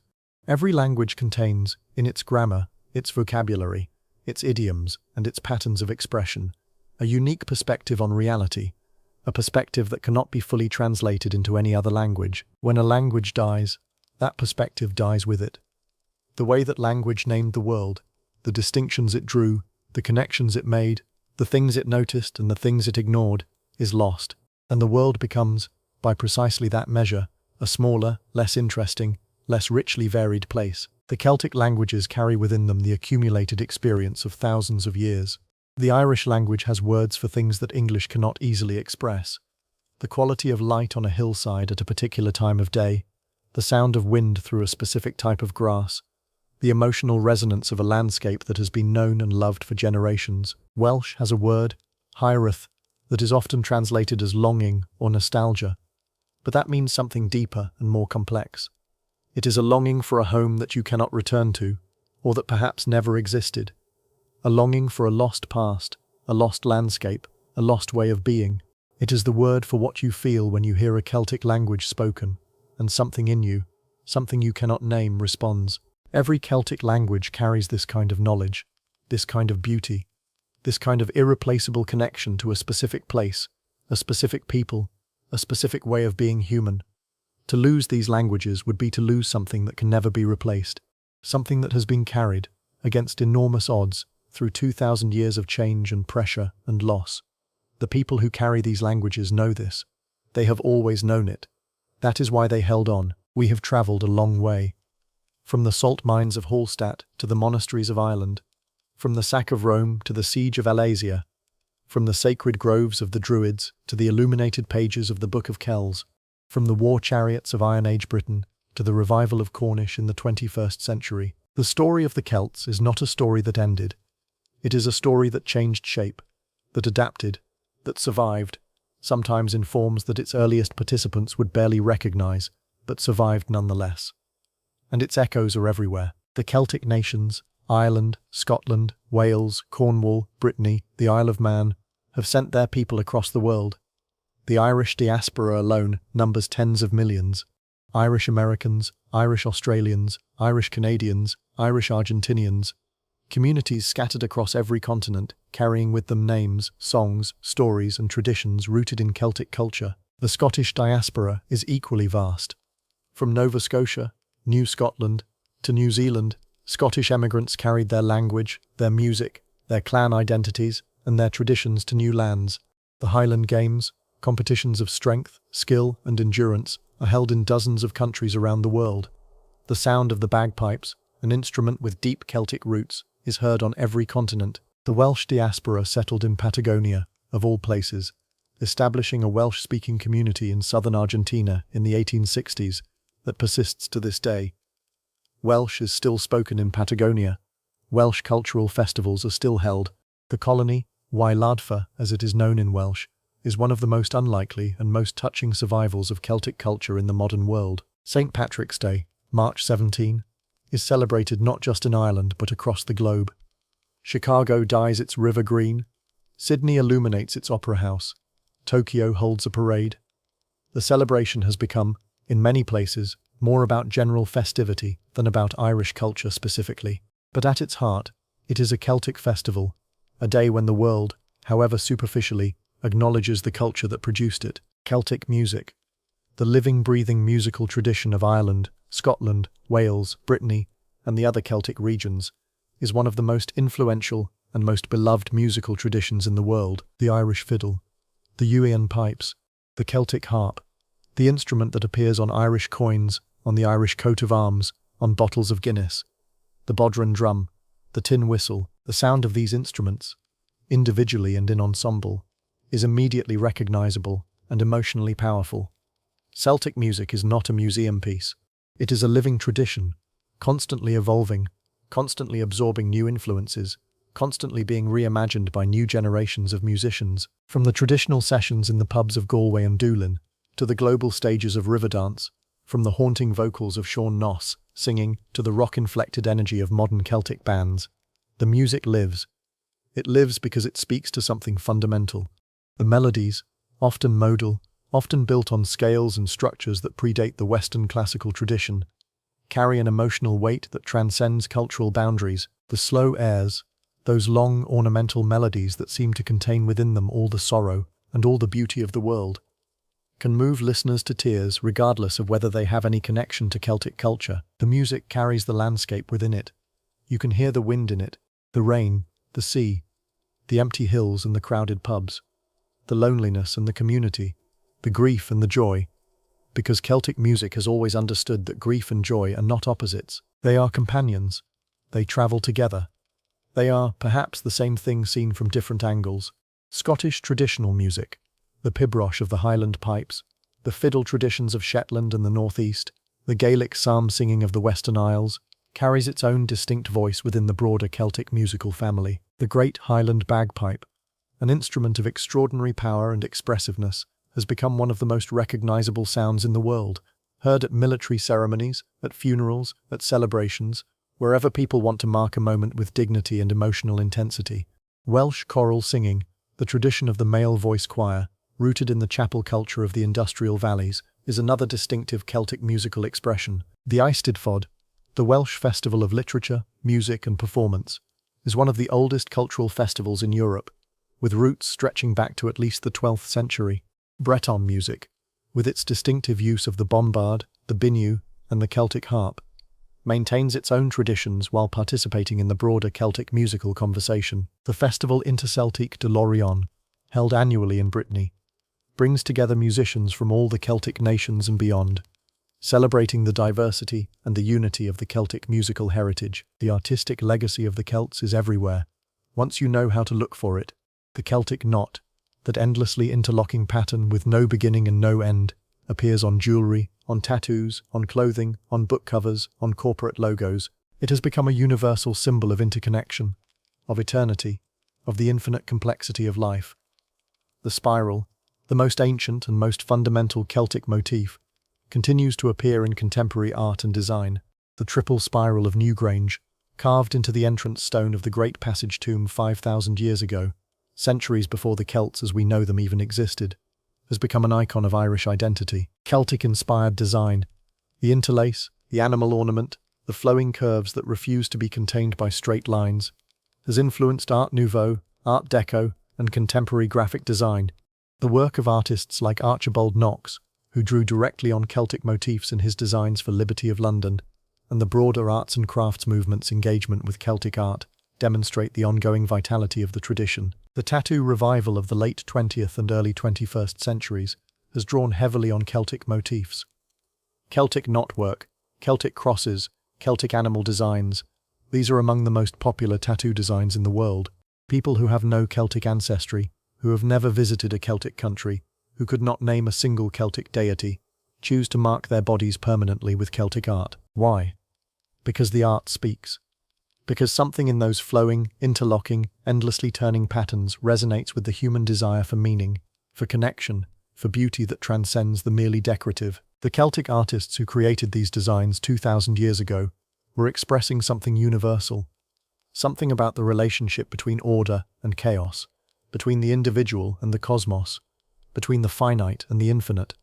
And that expression still has power, beyond the specific legacies, the languages, the music, the art, the festivals. There is something harder to define, something that might be called the Celtic spirit, a way of being in the world that the Celts embodied and that continues to resonate. It is a spirit of independence, of fierce, stubborn, sometimes self-destructive refusal to submit. The Celts never built an empire. They never organized themselves into a unified state. They fought each other as readily as they fought outsiders. Their political fragmentation was, from a military perspective, their fatal weakness. But it was also the expression of something they valued more than efficiency, more than security, more than power. They valued freedom, individual freedom, the freedom of a person to stand on their own ground, to speak their own mind, to live according to their own understanding of honor and dignity. This is not merely a romantic projection. It is attested in everything we know about Celtic society. The competitive social structure, the emphasis on personal reputation, the legal protection of individual honor, the warrior's insistence on single combat, the Druids' refusal to write down sacred knowledge, because knowledge must be earned, not merely acquired. It is a spirit of connection to the natural world. The Celts lived in and with their landscape in a way that the urbanized Mediterranean civilizations did not. Their gods were rivers, mountains, springs, forests. Their sacred places were groves, not temples. Their art drew on natural forms, plants, animals, waves, spirals, and transformed them into patterns that expressed the underlying unity of all living things. In an age of environmental crisis, when humanity's relationship with the natural world has become perhaps the defining challenge of our time, the Celtic understanding of nature as sacred, as alive, as deserving of reverence rather than exploitation, has a relevance that it has not had for centuries. It is a spirit of creativity, of artistic expression as a fundamental human need, not a luxury. The Celts decorated everything: their weapons, their tools, their bodies, their homes. Beauty was not reserved for the wealthy or the powerful. It was woven into the fabric of daily life. The pattern on a sword hilt, the design on a cooking pot, the spiral carved into a lintel stone, all of these were expressions of the same creative impulse, the same refusal to accept that the world must be plain, and it is a spirit of story, of understanding the world through narrative rather than through abstraction, of believing that the deepest truths are not expressed in philosophical propositions, but in tales, tales of gods and heroes, of journeys and transformations, of love and loss, and the struggle to find meaning in a world that offers no guarantees. We have spoken at length about Celtic warriors, Celtic druids, Celtic kings and queens. We have told stories of battles and sieges and heroic last stands. We have described the art, the religion, the mythology, the languages, but we have not yet spent enough time in the places where most Celts actually lived their lives. Not on the battlefield, not in the sacred grove, not in the great hall of the king, in the home, in the field, in the workshop where a smith bent over glowing iron, shaping a tool that would outlast him by 2,000 years. The vast majority of Celtic people were not warriors or druids or kings. They were farmers, they were herders, they were craftsmen and craftswomen, weavers and potters, brewers and bakers, builders and healers. They lived lives that were, in their daily rhythms, not so different from the lives of rural people anywhere in the pre-industrial world. Lives governed by the seasons, by the weather, by the needs of livestock and crops, by the slow turning of the year from planting to harvest, to the long endurance of winter. And yet, even in these ordinary lives, something distinctly Celtic was present, something that set these communities apart from their Mediterranean contemporaries, and that left traces we can still read in the archaeological record. The typical Celtic dwelling, at least in Britain, Ireland and much of northern Europe, was the roundhouse. Imagine a large circular structure, perhaps 10 to 15 meters in diameter. The walls are made of wattle and daub, a lattice of woven branches plastered with a mixture of clay, mud, straw, and animal dung. The mixture sounds crude. It was not. A well-built wattle and daub wall was surprisingly strong, surprisingly weatherproof, and surprisingly warm. The roof was a great cone of thatch, straw or reeds bundled together and layered so thickly that rain ran off without penetrating. The thatch extended low, almost to the ground in some cases, creating a sheltered space around the exterior walls where tools could be stored and animals could shelter. Inside, the space was organized around a central hearth. The fire burned continuously, day and night, summer and winter. It was the heart of the home in every sense. It provided warmth, it provided light, it cooked the food, it dried the herbs that hung from the rafters. Its smoke, rising through the thatch, preserved the roof timbers and discouraged insects. The floor was packed earth, sometimes covered with rushes or straw. Sleeping areas were arranged around the perimeter, often on raised platforms or beds of heather and bracken covered with animal skins. Storage areas, work areas, and living areas flowed into one another, without the rigid separation of rooms that we take for granted. There were no corners. The circular form meant that the space flowed continuously, that the eye moved naturally around the room, that no area was cut off or isolated. Whether this was a deliberate philosophical choice, an architectural expression of the Celtic understanding that life is circular, that all things are connected, or simply a practical solution to the engineering challenges of building with available materials, is impossible to say. But the roundhouse was not a primitive dwelling. Experimental archaeology, in which modern researchers build and live in reconstructed roundhouses, has demonstrated that these structures were comfortable, efficient, and well adapted to the northern European climate. They were warm in winter, cool in summer, and remarkably resistant to wind and rain. A family living in a well-built roundhouse in Iron Age Britain was not suffering. They were living in a home that worked. Celtic metalworkers were among the most skilled in the ancient world, and their status in Celtic society reflected this. The smith occupied a special position, respected, sometimes feared, always essential. The ability to transform raw ore into gleaming metal, to take shapeless rock and produce from it a sword that could cut, a brooch that could dazzle, a cauldron that could feed a household. This was, in the Celtic understanding, something close to magic, and perhaps it was.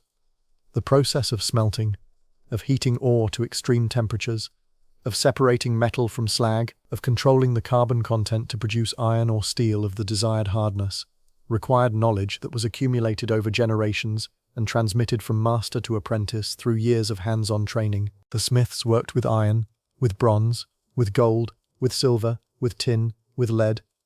They produced weapons and tools, of course, swords, spears, axes, plowshares, sickles, hammers. But they also produced objects of extraordinary beauty. The torques and brooches and mirrors and decorated scabbards that we have already described. The technique of Celtic metalwork was sophisticated. They used casting, pouring molten metal into molds. They used forging, heating and hammering iron into shape. They used engraving, cutting designs into metal surfaces with sharp tools. They used repoussé, hammering sheet metal from the reverse side to create raised designs on the front. They used enamel work, filling carved or cast depressions with coloured glass paste, then polishing the surface to create vivid, jewel-like designs. The Celtic use of enamel is particularly notable.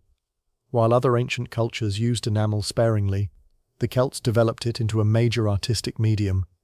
Red enamel, vivid, blood-bright, eye-catching, was their particular specialty.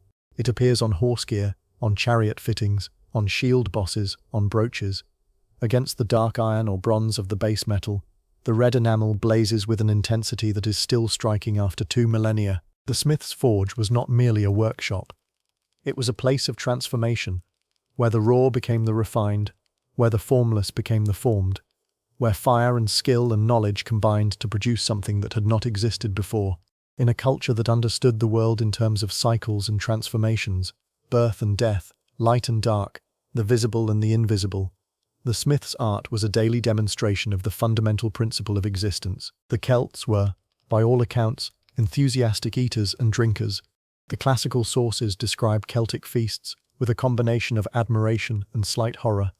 The quantities of food consumed, the quantities of alcohol drunk, the competitive atmosphere, the occasional eruption of violence when warriors argued over the champion's portion. But beneath the drama of the feast hall, the daily Celtic diet was based on the same staples that sustained most northern European communities: grain, meat, dairy, and whatever fruits, vegetables, and wild foods the landscape provided. Wheat and barley were the primary grain crops.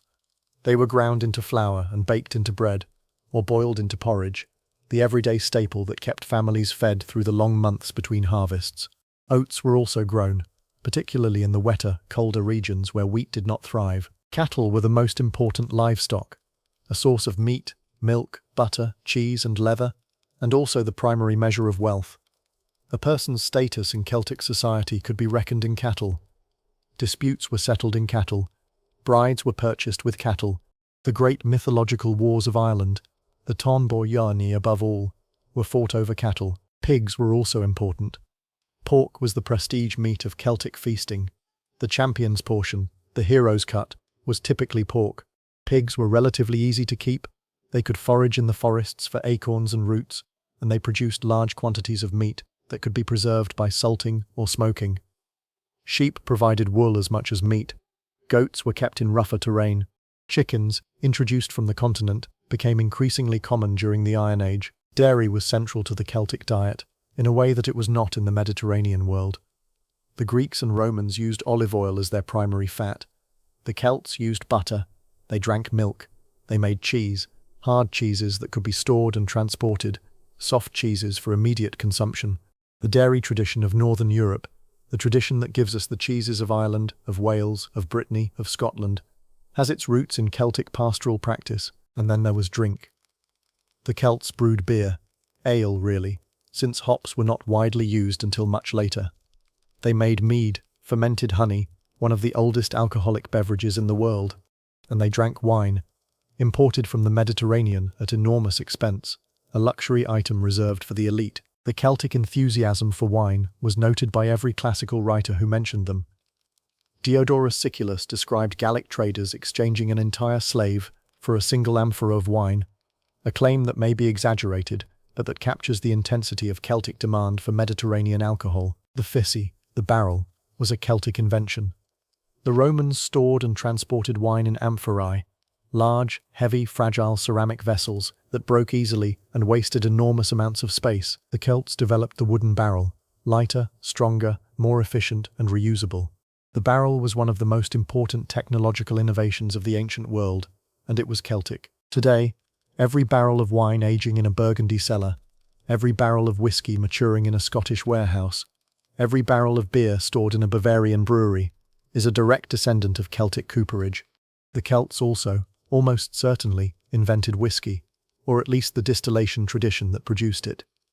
The word itself, Whiskey, comes from the Irish and Scottish Gaelic ushbeatha, meaning water of life. The earliest references to distilled spirits in the British Isles come from Ireland and Scotland. Celtic lands, Celtic languages, Celtic traditions. Whether the Celts of the Iron Age practiced distillation is uncertain. The evidence is ambiguous. But the tradition that produced whiskey, the tradition of transforming grain into spirit through the application of heat and knowledge and patience, emerged from Celtic culture. It is, like so much else, a Celtic gift to the world. There is a kind of immortality that requires no monument, no manuscript, no museum. It is the immortality of names. The Celts named the world around them. They named the rivers, the mountains, the valleys, the settlements, the crossing points, and the hilltops, and the springs where water emerged from the dark earth. And those names, thousands of them, tens of thousands, survive, embedded in the modern map like fossils in limestone, invisible to those who do not know how to read them, but present. Always present. You drive across Europe on modern highways, past modern cities, through landscapes that have been transformed beyond recognition by 2,000 years of agriculture, urbanization, and industrialization. And the names on the signs you pass are Celtic. The Rhine, Renos in Gaulish, the flowing one. The Danube, named for the goddess Danu, the divine mother whose name echoes across the Celtic world from Ireland to the Black Sea. The Thames, Thamesis, the dark water. The dark river that flows through London, which is itself a Celtic name. Londinium, possibly derived from a personal name, or from a Celtic word meaning a place by the pool or the wild place. Paris takes its name from the Parisii, a Celtic tribe who lived on the islands in the Seine. The Seine itself, Sequana, was named for a Celtic goddess whose shrine stood at the river's source in Burgundy, where votive offerings thrown into the water by Celtic worshippers have been recovered by archaeologists. Lion was Lugdunum, the fortress of the god Lug. Leden, Liagnitz, Laon, all may share the same divine etymology. The god of skill and light, whose name was carried across Europe by the people who worshipped him, stamped permanently into the geography of a continent. Vienna, Vindobona, the white settlement, or the fair settlement. The Celtic root vindo, meaning white or fair, appears in place names across the former Celtic world. Milan, Mediolanum, the middle of the plain. The name is purely Celtic, describing the city's location in the flat expanse of the Po Valley. Bologna, Bononia, possibly from the Celtic bona, meaning foundation or settlement. The Boia, the Celtic tribe who settled in the region, gave their name to both Bologna and Bohemia, at opposite ends of their migratory range. Coimbra in Portugal, Briançon in France, Bonn in Germany, Kent in England, Carlisle, from Caerluel, the fortress of Luel, Cardiff, Caerdid, the fort on the River Taff, Edinburgh, possibly from a Brythonic Celtic personal name, Dinedin, the fortress of Eden. The names are everywhere, layer upon layer of Celtic naming, buried beneath Latin and Germanic and Romance language overlays, but never entirely effaced. A palimpsest of language written on the landscape, the earliest readable layer of European toponymy, and it is not only the great cities and the famous rivers. In the countryside of France, of Britain, of Spain, of southern Germany, thousands of smaller place names preserve Celtic words. The element dun or din, meaning fortress or hill, appears in hundreds of place names across the Celtic world. Dundee, Dunbar, Doncaster, Verdun, Châteaudun, Lugdunum, Sinjudunum, the Celtic name for Belgrade. The element briga, meaning hill or fortified place, appears across the Iberian Peninsula and beyond. Coimbra, Nemeto Briga, Sigo Briga, Lucco Briga. The element magos, meaning field or plain, appears in place names from Ireland to Asia Minor. Rouen was Rotomagus. Kaya may derive from Katamagos. Noviomagus gave us Nijmegen in the Netherlands and Nijmegen in Germany. Every one of these names is a ghost, a trace of a voice that spoke 2,000 years ago, naming a hill, a river, a settlement, and having that name persist, through conquest, through cultural transformation, through the rise and fall of empires down to the present day. The Romans built roads and aqueducts and temples. Most of them are ruins now. The Celts named the land, and the names endure. There is a lesson in this, about the nature of permanence, about what truly lasts. The Celts built no pyramids, no Parthenons, no Colosseums. They left no legal codes carved in stone, No philosophical treatises copied and recopied through the centuries, but they named the rivers, and the rivers still carry those names to the sea. In the late 19th century, something unexpected happened. Europe, industrialized, urbanized, rationalized, disenchanted, looked backward. It looked past the factories and the railways and the telegraph wires, past the nation-states and the colonial empires, past the Enlightenment and the Renaissance, and it saw, or thought it saw, something it had lost. Mystery, enchantment, a connection to the natural world that the modern age had severed. And it found these things, or believed it found them, in the Celtic past. The Celtic Revival, sometimes called the Celtic Twilight, after W.B. Yeats's 1893 collection of Irish folklore, was a cultural movement that swept through Ireland, Scotland, Wales and Brittany in the late 19th and early 20th centuries. It was driven by nationalism, by romanticism, by a genuine scholarly interest in Celtic languages and literatures, and by a deep, almost spiritual longing for a world that modernity seemed to have destroyed. In Ireland, the revival produced an extraordinary flowering of literature, art and political thought. Yeats, who would become one of the greatest poets of the 20th century, immersed himself in Irish folklore, in the stories of the Tuatha Dé Danann and the heroes of the Ulster cycle, and wove these ancient materials into poetry of haunting beauty. "Come away, O human child," he wrote, "to the waters and the wild, with a fairy, hand in hand, for the world's more full of weeping than you can understand." The lines are pure Celtic twilight, the other world calling, the mortal world full of sorrow, the promise of escape into a realm of beauty and timelessness.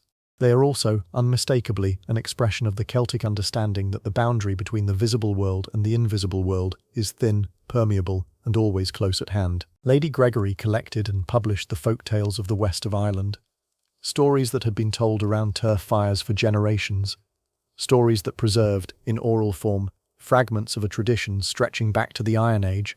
Her work, along with that of Douglas Hyde, Standish O'Grady and others, brought the Celtic literary tradition to the attention of the English-speaking world. The Abbey Theatre, founded by Yeats and Gregory in 1904, staged plays that drew on Irish mythology and Irish rural life, creating a dramatic tradition that was distinctly Irish, distinctly Celtic, and distinctly modern.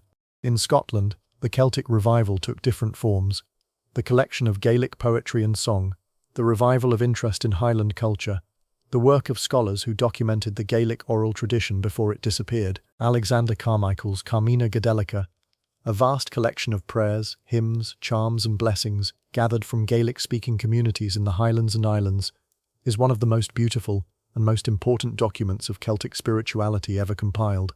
The prayers in the Carmina Gadelica are astonishing. They are Christian in their language, addressed to God, to Christ, to the saints, but they are Celtic in their sensibility. They bless the kindling of the fire, the milking of the cow, the weaving of cloth, the journey over water. They see the divine in every ordinary act. They sanctify the daily. They find God not in cathedrals but in kitchens, not in theology but in the texture of lived experience. "I am bending my knee," one prayer begins, "in the eye of the Father who created me, in the eye of the Son who purchased me, in the eye of the Spirit who cleansed me, in friendship and affection." It is a prayer that could have been spoken by a Druid, altered in its names, unchanged in its spirit. In Wales, the revival centred on the Welsh language and on the Eisteddfod, the festival of poetry, music and literature that became the primary vehicle for the expression of Welsh cultural identity. The National Eisteddfod, held annually since 1861, conducted entirely in Welsh, is one of the most important cultural events in Europe. It is a living demonstration that a Celtic language can be the medium of contemporary artistic expression, not merely a relic of the past. In Brittany, the revival was shaped by the political context of French centralism, by the struggle to maintain Breton identity in the face of a state that viewed regional cultures as obstacles to national unity. Breton writers, musicians and activists fought to preserve their language and their traditions, drawing on the Celtic past as a source of identity and pride. The Celtic revival was not without its problems. It sometimes romanticized the Celtic past beyond recognition. It sometimes projected modern anxieties and desires onto ancient peoples who would not have shared them. It sometimes conflated Celtic identity with racial identity in ways that were scientifically unfounded and politically dangerous. But at its best, the revival did something genuinely important. It reminded the modern world that the Celtic tradition was not dead, that it had something to say, that its art, its literature, its music, its languages, and its way of seeing the world were not mere curiosities, but living resources, sources of beauty, of meaning, and of identity that could enrich the present as much as they illuminated the past. The influence of the Celtic revival extends far beyond the Celtic nations themselves. The modern fantasy genre, from Tolkien to contemporary writers, draws deeply on Celtic mythology. The elves of Middle-earth owe as much to the Tuatha Dé Danann as they do to Norse mythology.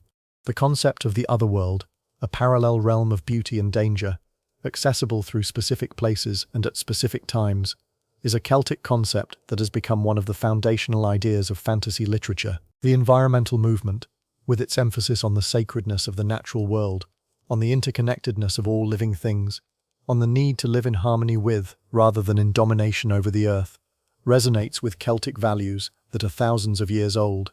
The Druids who worshipped in groves, who saw rivers as goddesses and trees as sacred beings, who understood the natural world as alive and ensouled. These are not quaint primitives. They are, in a very real sense, our contemporaries. Their insights are our insights. Their concerns are our concerns. The Celtic past is not merely past. It is present. It is woven into the fabric of the modern world, in ways that are sometimes obvious and sometimes invisible, sometimes acknowledged and sometimes forgotten, but always there, always there. The Celtic artists who created these designs 2,000 years ago were expressing something universal, something about the relationship between order and chaos, between the individual and the cosmos, between the finite and the infinite. And that expression still has power. They are here, in the languages still spoken on the western margins of Europe, in the music played in pubs and concert halls around the world, in the art that adorns bodies and buildings and sacred spaces, in the stories that are still told.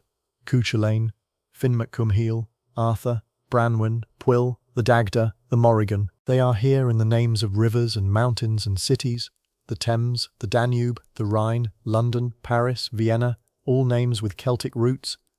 They are here in words that English borrowed from Celtic languages, whiskey from Ushbetha, the water of life, slogan from Slug Herm, the battle cry, clan from clan, children. They are here in Halloween, the night when the veil between the worlds grows thin, and the dead walk among the living. They are here in the calendar, in the rhythm of the seasons, in the turning of the year, in the ancient understanding that time is not linear but cyclical, that endings are also beginnings, that death is not final but transitional. They are here because they refuse to be forgotten. Because, at every stage of their long history, there were people who held on, to the language, to the stories, to the music, to the art, to the identity. People who said, in the face of conquest and suppression, and the relentless pressure of more powerful cultures, this is who we are, and we will not let it go. The Celts were never a nation. They were never an empire. They were something more durable than either. They were a civilization, a way of seeing the world, a tradition of beauty and courage and fierce independence that has survived everything that history has thrown at it. Roman conquest, Christian conversion, Viking raids, Norman invasion, English colonization, famine, emigration, cultural suppression, the relentless homogenizing pressure of the modern world, and they are still here. In the mist that gathers on the hills of Connemara and the highlands and the mountains of Snowdonia, in the sound of a fiddle in a Kerry pub, in the words of a Welsh poem, in the spiral carved into an ancient stone, they are still here. We began in a forest, an ancient forest, deep and dark and full of mist, a place where someone was watching, someone with blue patterns on their skin and lime-stiffened hair, someone who knew the trees the way you know the rooms of your home. The Celts, they are still watching. From the stories, from the songs, from the spirals carved into stone 500 years before Christ, from the manuscripts illuminated by monks who saw no contradiction between the new faith and the ancient art, from the languages that have survived, impossibly, against all odds, on the western edge of the world. They are still here, and as long as someone speaks their languages, tells their stories, plays their music, and remembers their name, they always will be. Thank you for listening. Thank you for traveling with us through the forests and hill forts and sacred groves of the Celtic world. Thank you for giving your time to a people who, despite leaving no written history of their own, shaped the culture and the soul of a continent. If this journey has meant something to you, share it with someone who might need it tonight. Leave a comment. Tell us where you are, what time it is, what the sky looks like outside your window. We are all, tonight, sitting around the same fire, listening to the same story, connected by the same thread that has connected storytellers and listeners for thousands of years. The fire is low. The mist is rising. The forest is quiet. Rest now, sleep well, and carry the story with you into the morning.